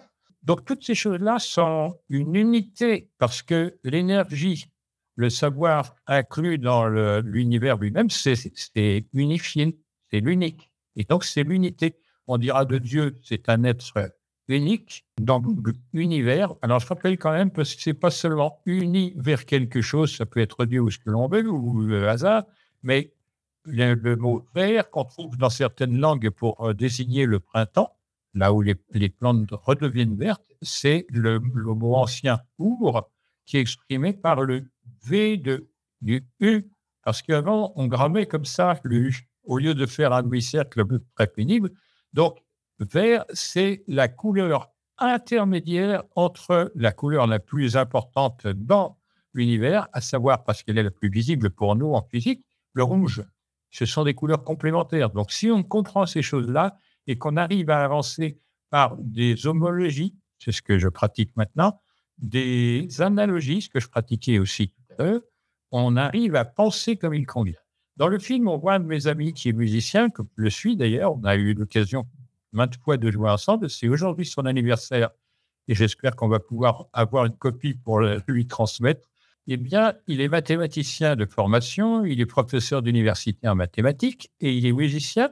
Et lui, tout comme moi, il se charge de la mémoire des effluents, si je puis dire, à la fois mathématiques et à la fois sensibles, c'est-à-dire les transcendants, les animiques, etc., puisque la musique, c'est le monde des mathématiques. Et il faut questionner Platon pour savoir jusqu'à quel point c'est important. Il dit que, par exemple, la première discipline de quelqu'un à qui l'on enseignerait, c'est d'abord la musique, parce qu'elle est à la fois mathématique, c'est-à-dire le savoir, et en même temps, ce qui anime l'âme. On voit l'importance actuelle de la musique auprès, notamment, des adolescents. Oui, l'influence. Voilà. Et les adolescents ne leur disent pas que la musique, c'est quelque chose qui va directement à l'âme. Donc, il y a des gens qui disent l'âme, ça n'existe pas, c'est une invention, il ne l'a jamais vu sous le scalpel du chirurgien, mais c'est une stupidité confondante. Moi, par exemple, quand j'ai commencé les conférences, j'avais 30 et quelques années, puisqu'on m'avait sollicité, c'était pour remplacer quelqu'un. Et donc, les personnes qui s'occupaient des lieux, c'était rue Amelot à Paris, m'ont demandé de refaire des conférences sur les thèmes qu'ils voulaient que je traite. J'avais toutes sortes de personnes et des personnes de haute qualification scientifique, des physiciens et dans d'autres domaines, biologistes, médecins, etc. Et je répondais à cette époque avec une violence dont je m'abstiens actuellement. Je suis blasé, si je puis dire. Par exemple, on me disait, oui, mais c'est n'importe quoi, l'âme n'existe pas. Personne n'a jamais vu. J'ai dit, excusez-moi, a-t-on vu votre cerveau? J'étais très peu et très mal apprécié. Néanmoins, c'est ça la véritable manière de questionner. C'est parce qu'on ne verrait pas quelque chose que ça n'existerait pas. Donc, mettez vos doigts dans la prise, on va voir ce que ça va donner. Est-ce qu'on voit l'électricité? Non. Parce qu'il y a une caractéristique importante des choses dont vous parliez tout à l'heure, l'énergie, on ne les voit pas, les énergies. On ne peut pas les percevoir autrement que par l'expérience. Donc, j'invite les gens qui pensent comprendre, sortent les énergies des de ce que j'appelle donc les métamachines. Il faut faire très attention à ce que je dis maintenant parce que les secrets sont là-dedans. Mais je ne vais pas les dévoiler ou affirmer les choses parce que je n'affirme rien en réalité. J'invite à observer, à réfléchir, à méditer. Au moins ces 3 étapes-là. En parlant de ces métamachines, Jacques, j'aimerais savoir, parce que tu parlais d'imaginaire et notre imaginaire est très largement sollicité lorsqu'on voit ces pyramides. Comment ont-elles été construites? On parle de rampes? Non. On parle de transport. Ça n'est pas du tout selon la manière classique dont on pense quand on est ici sur la Terre. On ne se soucie pas d'autre chose que de faire ce que l'on doit faire. C'est-à-dire, il faut chercher... Bon, je vais reprendre un autre chemin. Il y a des métamachines qui prennent occasion, par exemple, l'andésite qu'on trouve à Saxo-Gmünd et surtout à Pumapunku. Cette pierre-là, qui est ressemblante d'ailleurs dans sa manière d'être et dans sa dureté d'ailleurs et dans sa masse volumique au granit, elle a des particularités géochimiques qui font qu'on l'utilisera, d'où le montage particulier des blocs. Oui, c'est très particulier là-bas. Hein. C'est fait un peu futuriste par rapport... C'est pour ça que j'ai montré ça aussi avec des dessins en 3D pour exprimer le caractère totalement délirant de ce qu'on trouve quand même à pas loin de 4000 mètres d'altitude sur un plateau venteux où on ne bouffe rien littéralement sans l'apporter de la plaine ou des forêts avoisinantes. C'est-à-dire là, on ne peut pas chasser parce qu'il n'y a pas d'animaux à cette altitude pratiquement, à part des tout petits insectes et des tout petits rongeurs ou des oiseaux qui chassent les rongeurs, il n'y a rien. Donc, on passerait un temps très considérable à essayer de manger si on n'avait pas les moyens logistiques de faire ce genre de choses. Or, ça, par exemple, la logistique, je n'ai jamais entendu parler un égyptologue, un architecte de cet aspect-là, qui est l'aspect prépondérant dans toutes les constructions. Par exemple, on veut construire une maison de parpaings. On va d'abord calculer la surface et la hauteur pour savoir de combien de parpaings il va avoir besoin. Et donc, c'est là qu'il faut faire une commande préalable pour les obtenir à la date voulue, etc., avec les dimensions et les caractéristiques voulues. C'est comme ça que procède le patron du chantier des Grandes Pyramides. Il dit, bon, ici, il y a du calcaire nummulitique, qu'on appelle le calcaire artésien, même parisien. On va utiliser ça. Et ben voilà, c'est parti. Qu'est-ce qu'on va pouvoir tirer de cela? Alors, la difficulté, c'est qu'on sait qu'un calcaire nummulitique comme ça, il va proposer à sa surface de grandes difficultés d'aplanissement et il montrera d'un côté des coquillages extrêmement durs ou très fragiles, en même temps que des dépôts de tests, c'est-à-dire de coquilles animales très petites. C'est-à-dire que ça va se détruire facilement.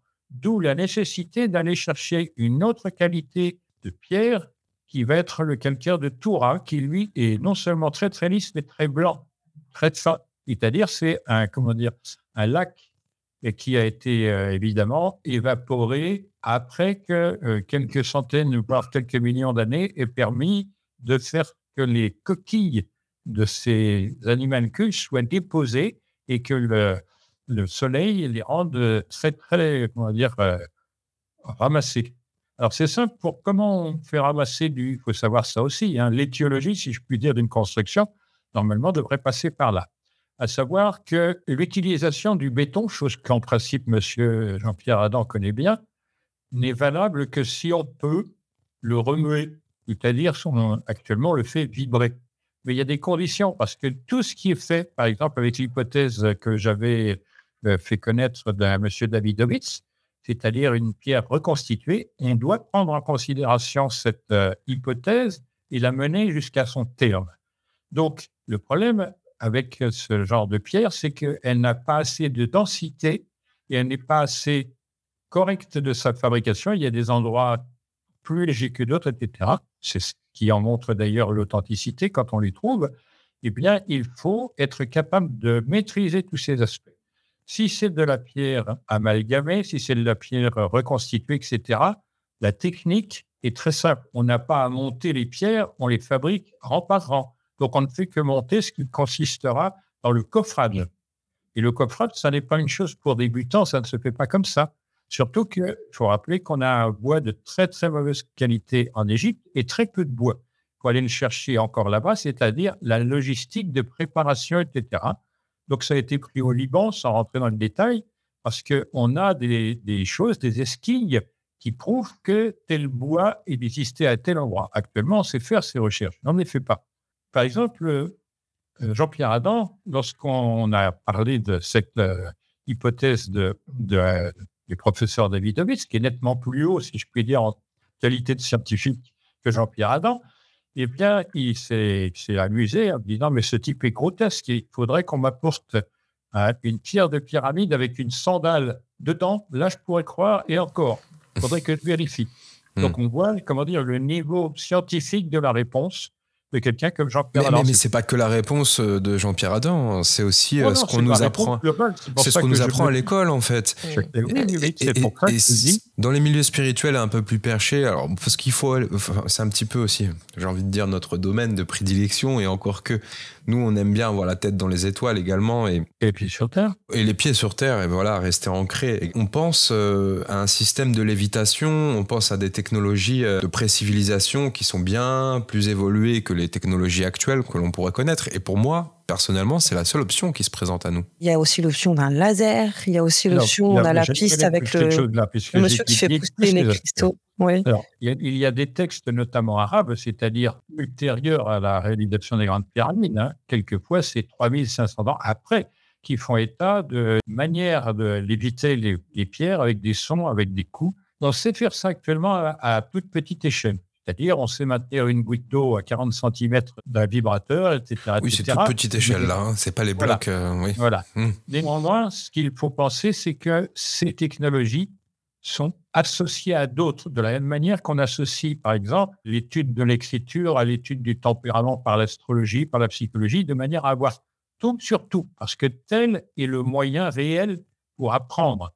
C'est-à-dire que, comme on est dans une unité, ce qu'on a détecté comme manière de faire dans une machine qu'on a comprise sur la Terre, n'importe quoi, on sait, par exemple, actuellement, faire que les sous-marins, nucléaires évidemment, et de guerre la plupart du temps, soient équipés maintenant d'une peau comme celle des dauphins ou des requins qui leur permet d'avancer à 30 km. L'aérodynamisme, oui. Mais c'est dépassé très largement, cette chose-là, et qui est déjà ringarde et désuète par la magnéto-électrodynamique. Nous sommes d'accord.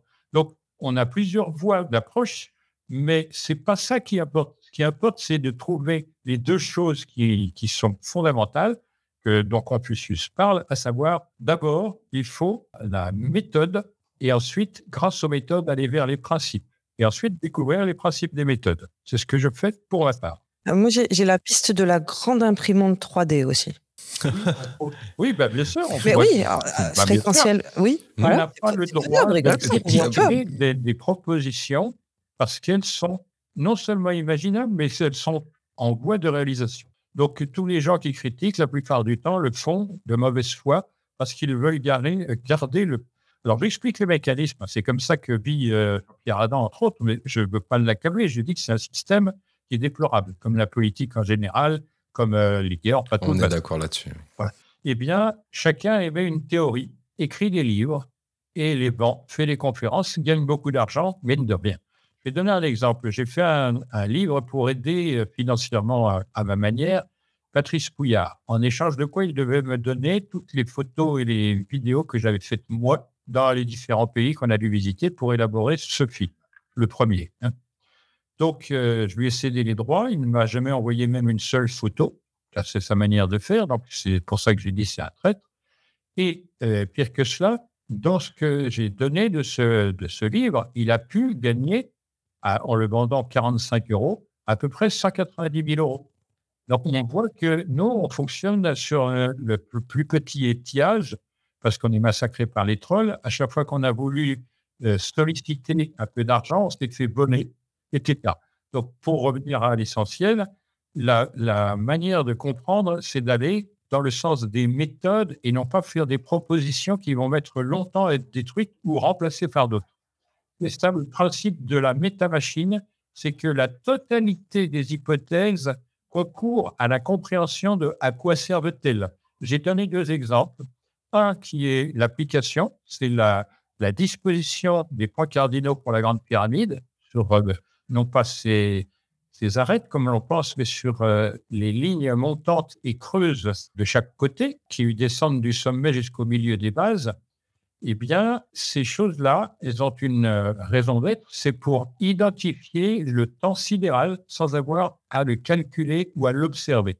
Je rappelle que c'est ingénieux parce que, d'après les physiciens, je rappelle qu'on a une situation très ambiguë et embarrassante en physique, c'est-à-dire que quelqu'un qui procède à une expérience physique, il fait partie de l'expérience. Le principe est déjà faux par lui-même parce qu'on ne sait pas quantifier jusqu'où cela va, cette participation, quelle est sa nature, si elle est momentanée ou qu'elle va durer, etc. Donc, eux, les anciens, ils donnaient une indication physique directe. L'obligation était quand même de savoir que s'il y avait un éclair sur la face principale sud, notamment quand on passe à la face sud de la pyramide, il y avait un éclair entre les deux faces, c'est que nécessairement ça a été pensé. Quoi qu'en dise Jean-Pierre Adam, qui lui ne connaît pas grand-chose de quoi que ce soit en astronomie, et au mieux, quand il comprend, il dit des âneries parce qu'il ne comprend pas le contexte dans lequel c'est fait, le contexte de la pensée.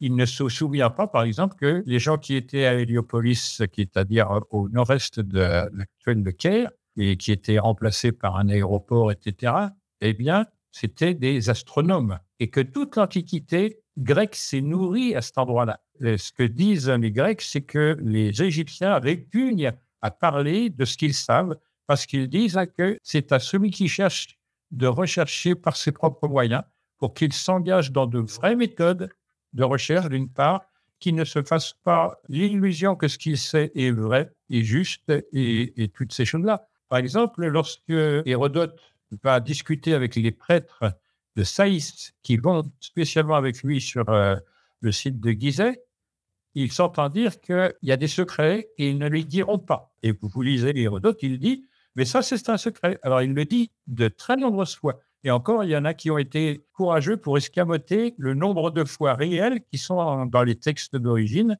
Hérodote en grec, pour éviter la répétition, parce que répéter, c'est pas moderne, parce que répéter, ça prend la tête, parce que répéter est inutile. Donc, on voit l'état d'esprit des modernes à l'égard du savoir des anciens. Le mépris souverain et le je m'en foutisme complet. Je pense que d'ailleurs, ni Jean-Pierre Adam ne lit grand-chose en latin ni en grec, ni quoi que ce soit en mathématiques, ni en astronomie, ni quoi que ce soit, encore moins en géologie probablement, bien qu'il soit réputé comme étant un expert du béton romain. Alors là, je découpe dans le bif parce que lui ne s'est pas gêné pour me traiter de Charles. Oui, alors on a encore quoi, une bonne... En 2 heures, Tamara, ça va être très compliqué de tout goupiller là.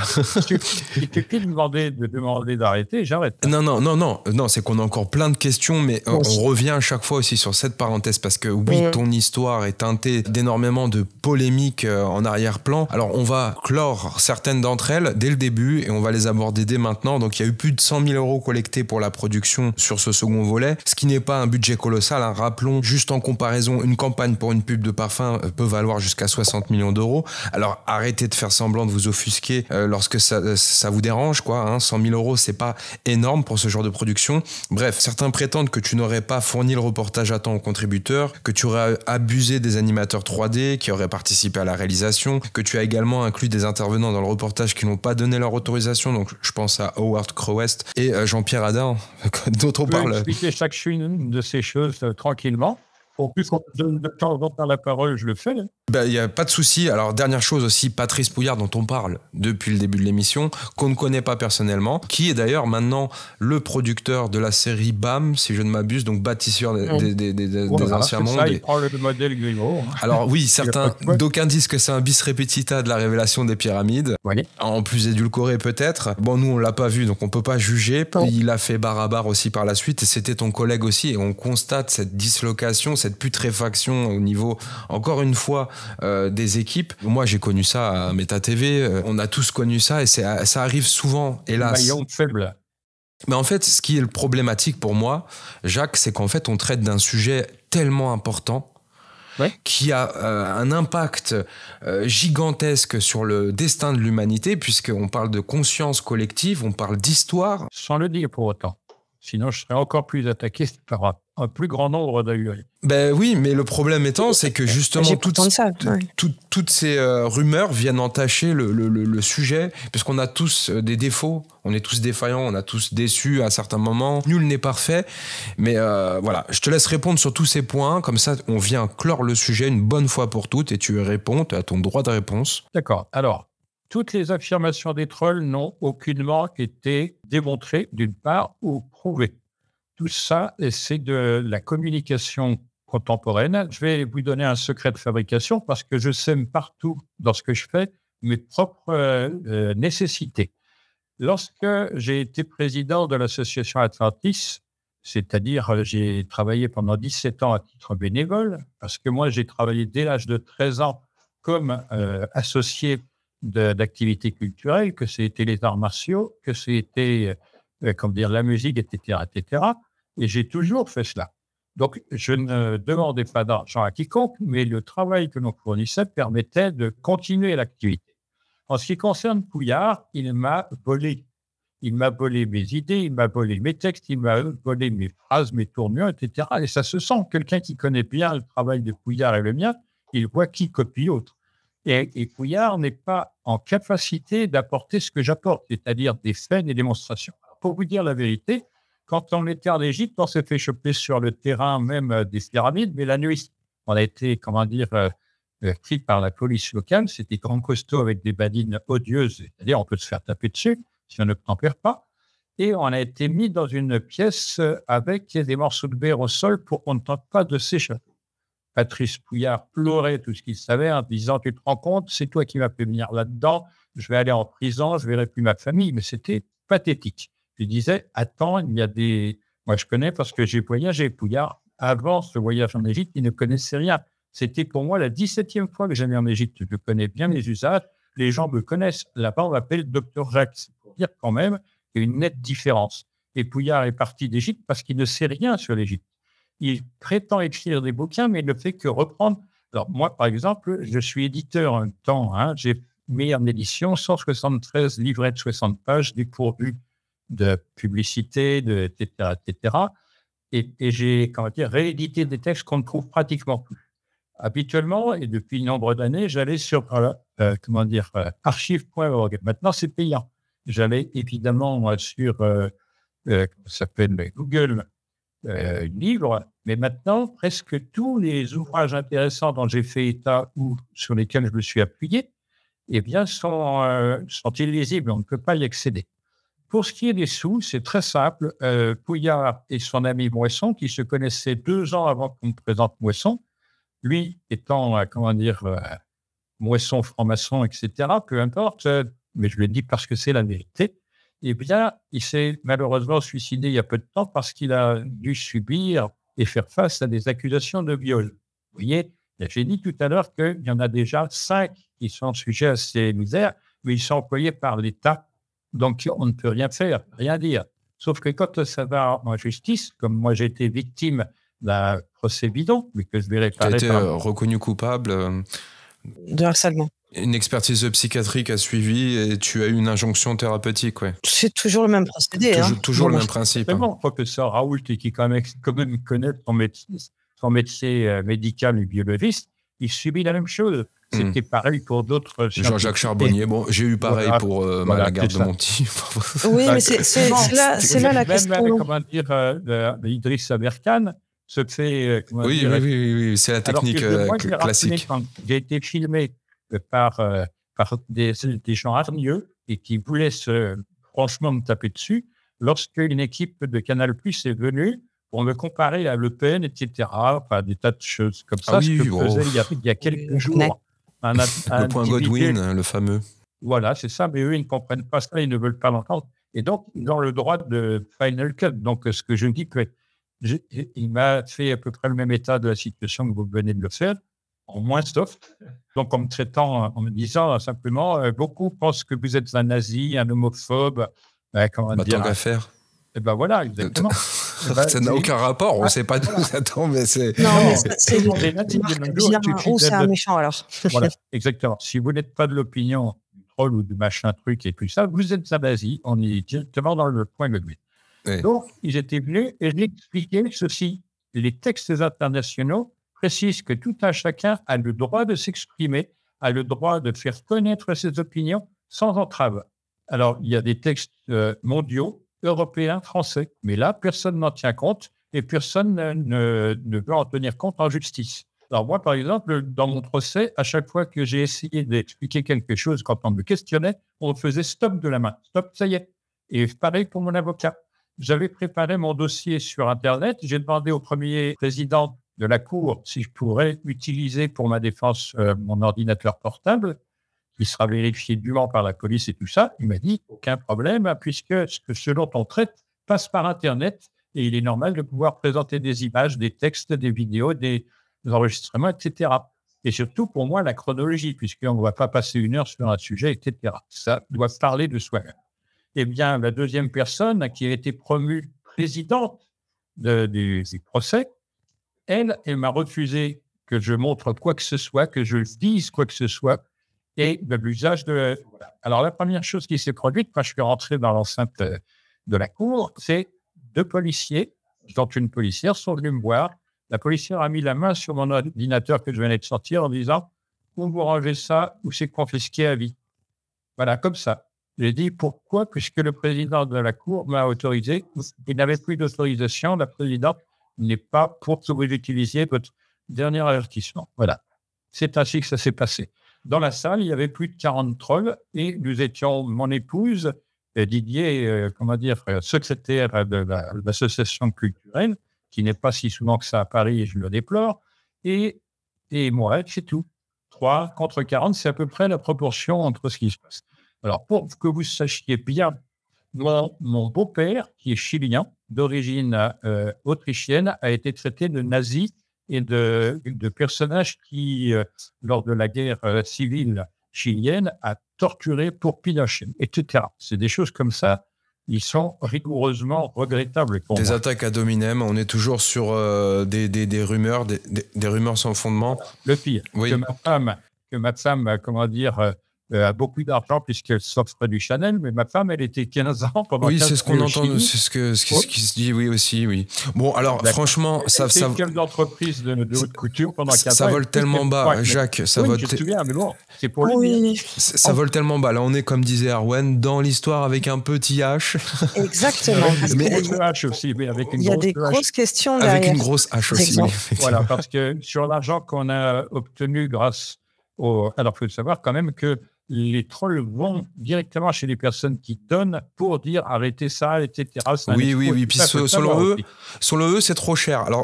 Alors, je vous renvoie vers le reportage. Nous, on le met en lien dans la description. Comme d'habitude, on n'a aucune affiliation, on ne touche pas un sou. Mais c'est 5 €. Et 5 €, selon certains trolls, effectivement, c'est très cher, excessivement cher. Bon, on vous invite à mettre ces 5 €, c'est le prix d'un sandwich. Pour le travail qu'il y a dedans, c'est rien, c'est nada, c'est cheapette. Alors, allez louer la VOD, regardez le reportage. Oui, prévoyez quand même un stylo et un carnet. Voilà, un petit Doliprane pour ceux qui ne sont pas très matheux. Pour la première partie, prévoyez de le revoir plusieurs fois.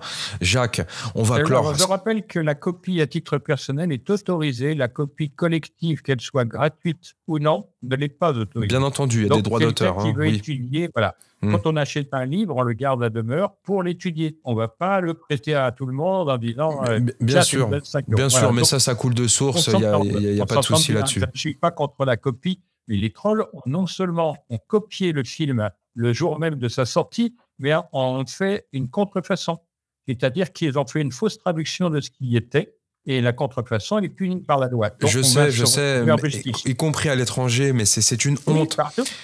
C'est une honte. Mais c'est pour ça que c'est une bombe. C'est ce que je disais, c'est un séisme, ce reportage. Il faut savoir qu'il y a RMC Story qui a payé les droits de diffusion sur le premier volet. Tant que la chaîne des droits soit éteinte. À savoir que tout le monde aura été payé. Moi, je n'ai pas été payé pour le premier film. Je sais. Ils se sont appropriés ce travail. Il y a eu un impact, une onde de choc assez... mais c'est normal, moi, j'ai envie de dire. Oui, mais c'est la propriété intellectuelle, les droits d'auteur qui sont piétinés, qui sont exploités, etc. Mais ça montre la matrice actuelle est telle qu'elle, Jacques. On le sait. Voilà, on le sait. Donc, pourquoi je n'ai pas été payé ? D'abord, pour m'empêcher d'aller en justice, parce que la justice, mine de rien, c'est très cher. Je vous le dirai tout de suite pour les prochains procès contre les trolls et toute la clique.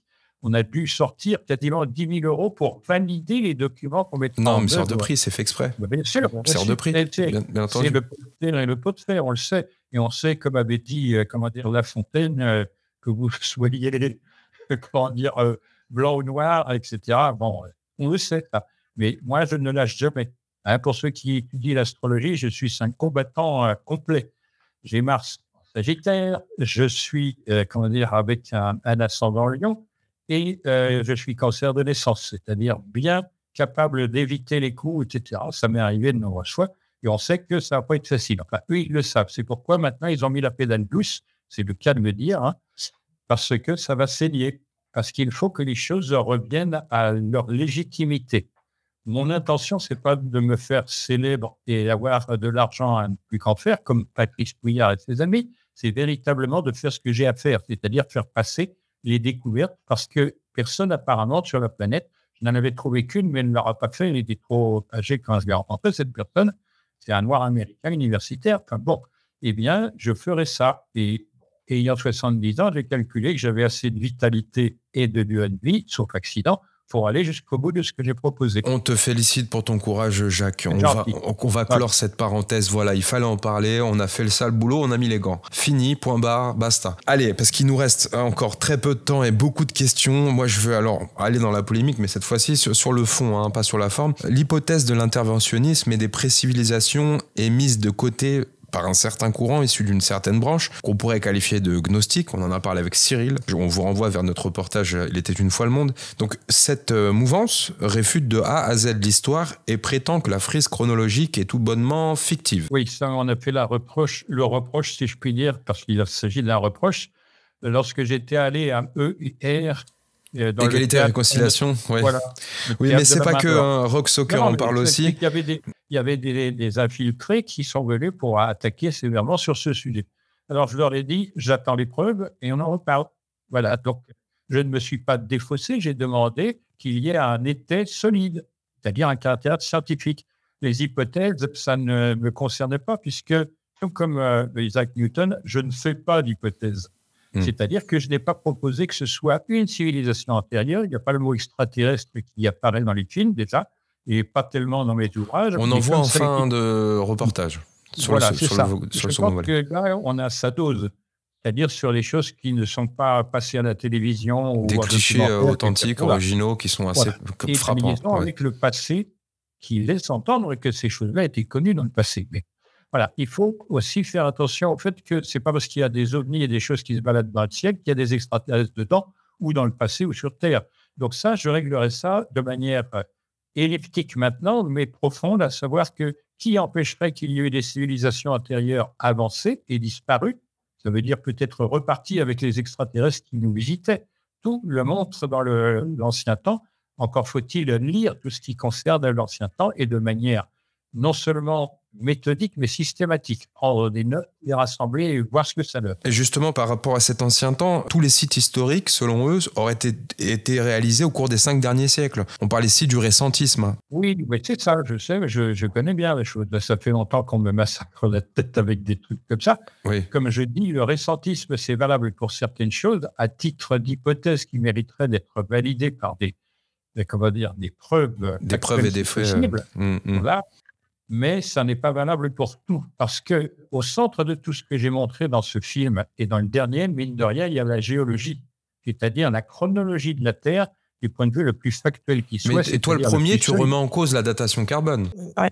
Oui, alors je ne remets pas en cause l'ensemble des datations, d'ailleurs. Je dis, c'est de la moyenne de ces choses. Tout à l'heure, je disais, quelqu'un qui s'occupe de l'écriture, de la psychologie, de l'astrologie, pour déterminer les caractéristiques ce sont des disciplines qui sont séparées artificiellement alors qu'elles devraient être conjointes pour avoir une plus grande précision, une plus grande profondeur, un détail. Pourquoi ? Parce que dans les arts, selon les anciens, il n'y a que 2 choses à connaître, le contraste et la nuance. Voilà. Donc moi, je veux bien le contraste, mais il faut qu'on puisse introduire la nuance dedans, ce que ne font pas les scientifiques ni les critiques de la science. Donc moi, par exemple, en réalité, quoi qu'en disent les trolls, je n'ai jamais critiqué un seul scientifique, ni une congrégation de scientifiques, ni la science elle-même, en aucun cas. Ce qui montre que quand on critique la science, on ne connaît rien à celle-ci. Si tu avais une date après toutes tes études, à nous donner par rapport à la création de ces fameuses pyramides? Alors, dans le film, c'est sous-entendu, parce que je fais remarquer que si on prolonge l'arête nord-est de cette grande pyramide, elle nous permet d'arriver directement sur le site de Göbekli Tepe, en Turquie centrale, qui est le plus ancien actuellement considéré dans la matière qui nous apporte, c'est-à-dire l'histoire des hommes. Et déjà, dans ce site-là, il y a des marques de l'agriculture, de la métallurgie, etc. Mais encore faut-il comprendre de quoi il s'agit, puisque personne ne veut apprendre le langage. Ça nous renverra à quelle date concrètement? Moins 10 400 pour certains aspects et moins 12 000 pour d'autres. D'accord.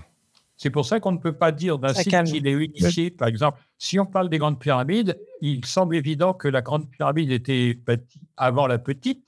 On devenait de plus en plus paresseux, où il y avait des syndicats très embêtants. Bon, blague à part, on ne peut pas dater globalement quelque chose sans en avoir vérifié quasiment décimètre par décimètre la validité chronologique. Et le mètre a été inventé en quelle année? Il a toujours été utilisé sur la Terre. Mais officiellement? 1793. C'est pas inventé, c'est une convention qu'il a reconnue d'un monde savant qui a dit il faut prendre une dimension métrologique qui soit ni trop grande ni trop petite et qu'elle soit prise dans la nature parce qu'elle sera invariable.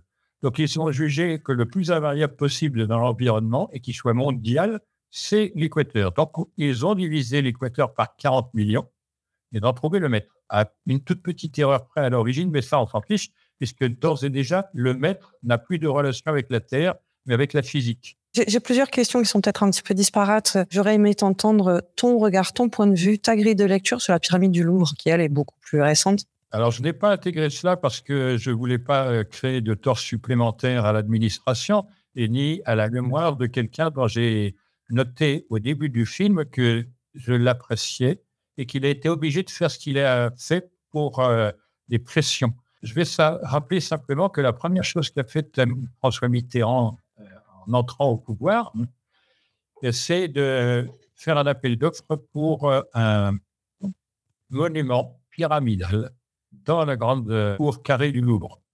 Et celui qui a remporté l'appel d'offres, c'est quelqu'un qui est né dans un pays où il y a des pyramides, sur un continent, la Chine, et qui vit sur un continent où il y a encore des pyramides, celle du Mexique.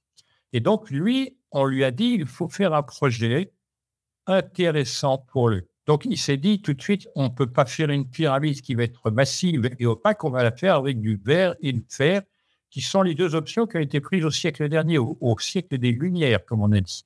Parce que vous regardez, par exemple, ce qui reste de l'exposition universelle de Paris, les 2 ou les 3 qui ont été illustrés par cela, le Grand Palais et le Petit Palais, c'est du verre et de la ferraille.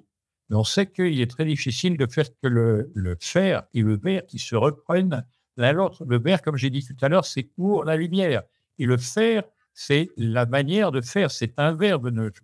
Et le verbe, c'est encore our et bio, c'est-à-dire our, la lumière, et bio. S'il n'y a pas our, il n'y a pas bio. Et le verbe, curieusement, c'est un rappel à l'espace-temps. Parce que le verbe se situe dans l'espace et dans le temps, en même temps qu'il donne une idée de l'action, c'est-à-dire un continuum. Donc, on voit que c'est le langage qui était appelé le verbe dans les anciennes religions qui prévaut là-dedans. Le verbe, seul le christianisme continue à parler de cette chose-là sans le connaître. Donc, on sait quand même que si on prend Jésus pour le soleil, il a 12 apôtres et qu'ils sont dans les 12 signes, et puis voilà, on n'en parle plus. C'est d'ailleurs ce qui est dit dans les anciens textes. Pourquoi on l'ignore ou qu'on ne veut pas le faire savoir, c'est le problème de ceux qui font cela, leur métier. Alors, on a encore, une quinzaine de minutes devant nous et encore beaucoup trop de questions. Donc, 2 heures, c'est toujours trop court, Tamara. On est sur les formats les plus longs au niveau des podcasts. J'ai une proposition à faire. On choisit une autre date, si toutefois ça plaît à votre public, et on remet ça avec les questions qui resteraient ou recentrer avec les questions que pourrait poser votre public. Avec plaisir, on l'a fait avec d'autres intervenants, pourquoi pas, ça sera avec grande joie. Je vais quand même évoquer certaines questions, dont 2 questions qui ont été fournies par nos co-créateurs, on le rappelle, donc vous pouvez venir vous inscrire, souscrire à la chaîne. Vous avez les dates des enregistrements, les noms des intervenants, les thématiques à l'avance.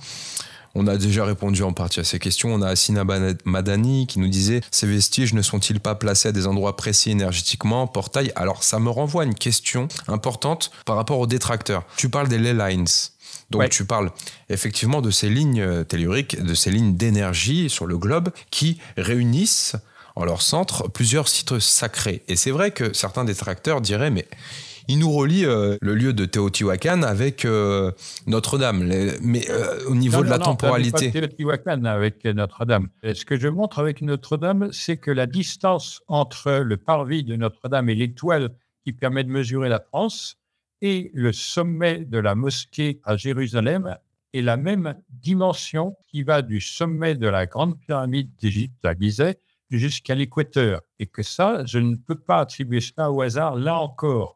Et je montre cela parce que je fais entre le christianisme, entre le judaïsme et l'islam, je montre qu'il y a un droit de passage là-dedans, à savoir que si on regarde la Mecque, elle a la distance de 1 sur pi d'un côté comme de l'autre. Ouais, on trouve les mêmes ratios. Voilà. Donc, non seulement il y a un désir d'unité dans cette expression, mais il est valable et on le retrouve sous la même forme dans les 3 religions du livre. Et tu définis d'ailleurs la Mecque éventuellement comme le centre harmonique du monde. Ça peut l'être, ça pourrait. Si par exemple les musulmans prennent le leadership en nombre de convertis, c'est-à-dire qu'ils dépassent les chrétiens, eh bien il se pourrait qu'ils aient envie de dire cela, et ça sera leur responsabilité, mais encore faudra-t-il qu'ils expliquent pourquoi et qui l'a fait. Donc là, ça ne va pas être facile. Là où on peut être un petit peu perplexe, c'est sur le fait que chacun de ces sites ont été construits à des périodes différentes. Attends, je t'interromps pour te dire que quand on fait le passage du film où la plupart des grands sites du Mexique et d'ailleurs, en Chine aussi bien, sont reliés au centre de l'île de Pâques, on passe par la plus grande droite du Vatican, c'est-à-dire Saint-Pierre de Rome, et de manière extrêmement précise. Or, Saint-Pierre de Rome, c'est la Renaissance. Donc, on a quelques hypothèses qui viennent, à savoir, on sait que les bâtisseurs de cathédrales auraient été au moins une des sources culturelles de la franc-maçonnerie. Pour moi, les francs-maçons actuels, ce sont des destructeurs qui se cachent. Donc, l'inverse de ce qui est dit. On appelle une inversion talmudique. Soit ceux-là, c'est-à-dire ces architectes, ont gardé les modalités de leur travail, c'est-à-dire l'orientation spatiale, et ça n'est pas donné au premier venu. Je rappelle, par exemple, que quelqu'un qu'on cite dans le film, c'est John Dee, qui était certes astrologue de la reine Élisabeth Ier d'Angleterre. Il était chancelier avec ultérieurement Francis Bacon, mais peu importe, ce n'est pas le sujet, mais il était ami d'un mathématicien auquel on doit le redressement des cartes géoïdes en cartes planisphères. Et sur ces cartes, sur la plupart des cartes de cette époque, déjà, on a quelque chose qui est découvert seulement en 1820, physiquement, c'est-à-dire le pôle Sud. Il faudra expliquer ça aussi à ces braves gens. Oui, tu parles aussi des pôles magnétiques, tu parles du pôle Sud et du pôle Nord dans le second volet. Alors, il y a Cédric Smash aussi, qui fait partie des co-créateurs, qui nous pose une première question. Donc, bon, je vais la dire, mais on y a déjà répondu. Est-ce qu'il y a un lien avec les emplacements des pyramides et la numérologie, et plus précisément un lien avec le nombre d'or que nous pouvons constater notamment chez les peuples mayas incas avec l'emplacement de leurs temples? Alors, il y a, des relations entre les nombres, mais il y a des nombres qui sont issus de la suite infinie du nombre qui n'ont pas de caractéristiques autres que celles qu'on met en œuvre avec le désir de le faire. Je m'explique. Quand on a des constantes, elles existent. Elles sont là. Par exemple, pi, c'est la relation entre le diamètre et le périmètre d'un cercle. Mais qu'on le veuille ou non, ce sera toujours ce nombre-là, quelle que soit la dimension du cercle, etc. Tout à l'heure, j'allais dire quelque chose, mais j'en étais écourté, en quelque sorte. À savoir, pour les anciens, il n'y avait pas de cercle absolu et parfait, de la même manière que rien ne peut décrire le vrai et le réel. C'est-à-dire, on approche, c'est une asymptote, comme on dit en matheux, et on ne peut pas donner naissance des choses. C'est réservé au créateur, semble-t-il. Mais on pourrait discuter des siècles de cette étude-là. Alors, le nombre attribué, c'est le nombre de l'infini des nombres. Mais il n'est pas nécessairement sacré, ceci ou cela. Il a une fonction quantitative. L'autre, celui qui construit l'univers lui-même, les constantes, elles sont de 2 ordres. D'ordre mathématique pour pi, pour phi, par exemple, mais elles interviennent directement pour phi notamment dans le vivant, puisque le vivant a les proportions du nombre d'or. Que ce soit d'ailleurs, et les trolls sont toujours en train de discuter, toujours à côté de la plaque. J'avais montré dans le premier film que la dimension moyenne d'un individu naissant à notre époque sur la Terre est aux alentours de la valeur métrologique de la coulée, c'est-à-dire environ 52-36 cm. Et que le poids de cet individu naissant est d'environ la valeur en kilogrammes de 3,14, 16, enfin 149, c'est-à-dire... C'est dingue ça, tu y avais pensé toi? Voilà, et j'ai donné un troisième élément, mais que je développerai dans le prochain film, à savoir que les proportions des plantes, des animaux et des groupes animaux, c'est dingue ça. Les éléments de géologie et surtout de minéralogie renvoient systématiquement vers le nombre d'or et de son éloignement de pi. Et on sait que le nombre d'or et phi carré sont en relation directe, puisque 5 fois la coulée, c'est le nombre d'or au carré, et 6 fois le nombre d'or, c'est la valeur de pi. Donc, je montrerai que là-dedans, il n'y a pas seulement ça, il y a encore la constante E, qui est une constante dite imaginaire, parce qu'elle ne montre que des relations qu'on ne peut pas observer. C'est-à-dire que si on ne sait pas compter, on n'arrive jamais là-dessus. Il n'y a pas d'exemple. Pour les proportions qu'on peut trouver et déterminer phi comme ça, c'est possible. Pour la relation entre un diamètre et un périmètre, c'est possible. Mais pour la base logarithmique que constitue la constante mathématique E, c'est impossible. On n'a aucun support. C'est une signature divine, on est d'accord. Écoute, ça, on serait vraiment tenté de le voir comme ça. Hein. On peut c'est faire signé. Là, on est, on plane, si je puis dire. On n'a pas de réacteur derrière pour pousser. On se laisse aller et peut-être on va trouver des réponses, mais ce ne sera qu'à titre personnel. Mais ça vaut vraiment la peine. Pour ma part, je n'ai peur de rien, ni dans la vie de société, ni dans mon existence. C'est-à-dire qu'à force d'aller dans les profondeurs de quelque sorte que ce soit, c'est-à-dire les profondeurs des mathématiques, avec toutes ces parties, que ce soit les dernières découvertes en mathématiques, je lis pratiquement tout ce qui se fait en maths depuis des années et des années. J'ai rencontré un nombre de matheux et j'ai des amis matheux aussi, mais comme je ne veux pas passer mon temps à cela, je pose des questions pièges pour savoir s'ils sont en capacité de comprendre ce dont on parle. Mais Jacques... Je vais donner un exemple.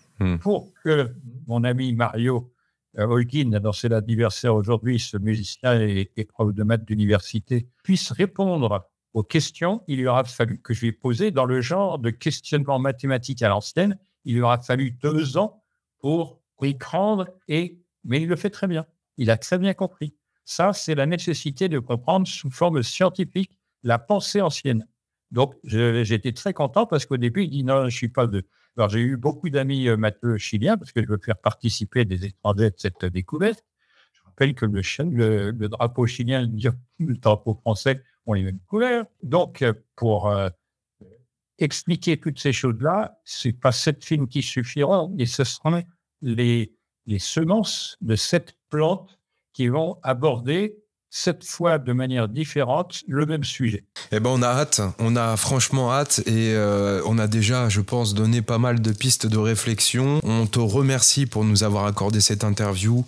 C'était très important, crucial. J'ai pas envie de dire exclusif, mais on te voit très très peu en ce moment et on n'avait pas eu l'occasion aussi d'avoir des retours de ta part en France, notamment par rapport à cette révélation des Pyramides 2. 7 volets. Non, il en reste 5. Oui, donc 7 en tout et pour tout. C'est tout ce qu'il y a de plus passionnant pour ma part. J'attends ça avec impatience. Une seconde apparition, voire une troisième sur notre chaîne, ça sera avec grand plaisir. Je pense que dans tous les cas, le public sera au rendez-vous. Est-ce qu'on a une date pour la prévision à peu près et la publication? C'est quand vous nous avez retiré, je dis nous parce qu'il y a évidemment l'équipe technique, parce que je suis totalement... je parlais par rapport à la sortie du 3e volet. Alors ça, c'est difficile à savoir parce que actuellement, à cause de la réplique que je dois nécessairement donner sous forme... juridico-administrative, je ne sais pas quand on pourra passer du temps au film. Pour l'instant, on commence à s'approcher de l'œil de l'ouragan. D'accord. OK. Voilà. Bon, c'est en attente. On patiente, tout simplement. Patience. Voilà, mais de toute façon, je peux vous tenir informé. Il suffira de solliciter. Et ce que je peux vous dire, c'est qu'il faut avoir une précision dans le questionnement parce que sinon, ça va très vite dans tous les domaines. Oui, mais on essaie de s'émanciper aussi du mental, parce que ce que j'ai remarqué... Ça n'est pas mental. Alors, j'ai l'impression... C'est l'intuition qui est sollicitée. La manière de dire empêche de faire du mental, parce que vous aurez constaté que vous ne retenez rien de ce film, sauf que de manière floue, globale, etc. Je suis d'accord. C'est ce dont on parlait aussi, Rudy, en débriefing et en préparation de l'interview. De dire, c'est pas l'information mentalisée qu'il faut retenir, mais c'est, comme tu nous l'as dit, Jacques aussi, c'est plutôt une information que l'on reçoit, que l'on ressent. Je vais vous le dire à la manière des anciens. Avant de verser de l'eau dans quelque chose, il faut que quelque chose soit là. Si c'est un verre, il doit être transparent. Si c'est de la terre, etc. Chacun a ses manières de récupérer. Mais il faut d'abord que je creuse quelque part dans la personne, soit dans sa conscience de manière directe, soit dans sa sensibilité, soit dans sa curiosité, mais que je trouve à accrocher quelque chose qui est d'une grande importance, comme vous l'avez perçu. Et après, la personne fera le travail pour moitié. Je rappellerai ce que dit Pythagore, que le commencement est la moitié du tout. Et ça n'est pas mental, c'est une chose qui a strictement rien d'autre que l'évocation d'une situation qui n'a pas de paramètres en soi-même. Parce que ça existe, ça aussi, et surtout en science. On n'a pas de paramètres, la recherche n'a aucun paramètre. C'est pour ça que je préconise le fait de s'associer et de chercher avec tout le monde. Il faut poser des questions à tout le monde, mais on peut apprendre de tout le monde. On finira sur ces paroles sages. www.mdesine.com pour nous rejoindre sur notre plateforme, vous le savez. Encore une émission fabuleuse pour ma part, extraordinaire j'ai envie de dire. J'espère qu'on conservera notre chaîne à force de prendre autant de risques. Tamara, qu'est-ce que tu en penses? Oui, je pense que tout va bien, on se régale. Et puis pour vous les auditeurs, on vous invite, Rudy l'a précisé, on ne touche rien là-dessus, mais on vous invite peut-être à aller voir le 1 si vous ne l'aviez pas vu, le 2 et d'attendre avec nous le 3. Ce sera d'autant plus constructif si effectivement on repart sur parce qu'on a encore plein de questions à poser. Donc vous pourrez encore plus co-créer, contribuer en ayant vu aussi cet opus-là et en posant vos questions à votre tour. Le lien est dans la description et dans les premiers commentaires épinglés sur le site internet pour ceux qui nous suivent sous le format de podcast qu'on salue aussi également, qu'on ne salue que très peu, très rarement. Merci à tous ceux qui nous suivent sur Apple Podcast, Deezer, etc. Je n'ai pas la liste entière. Vous êtes très nombreux au rendez-vous et on vous remercie du fond du cœur. À très bientôt. Ciao, ciao.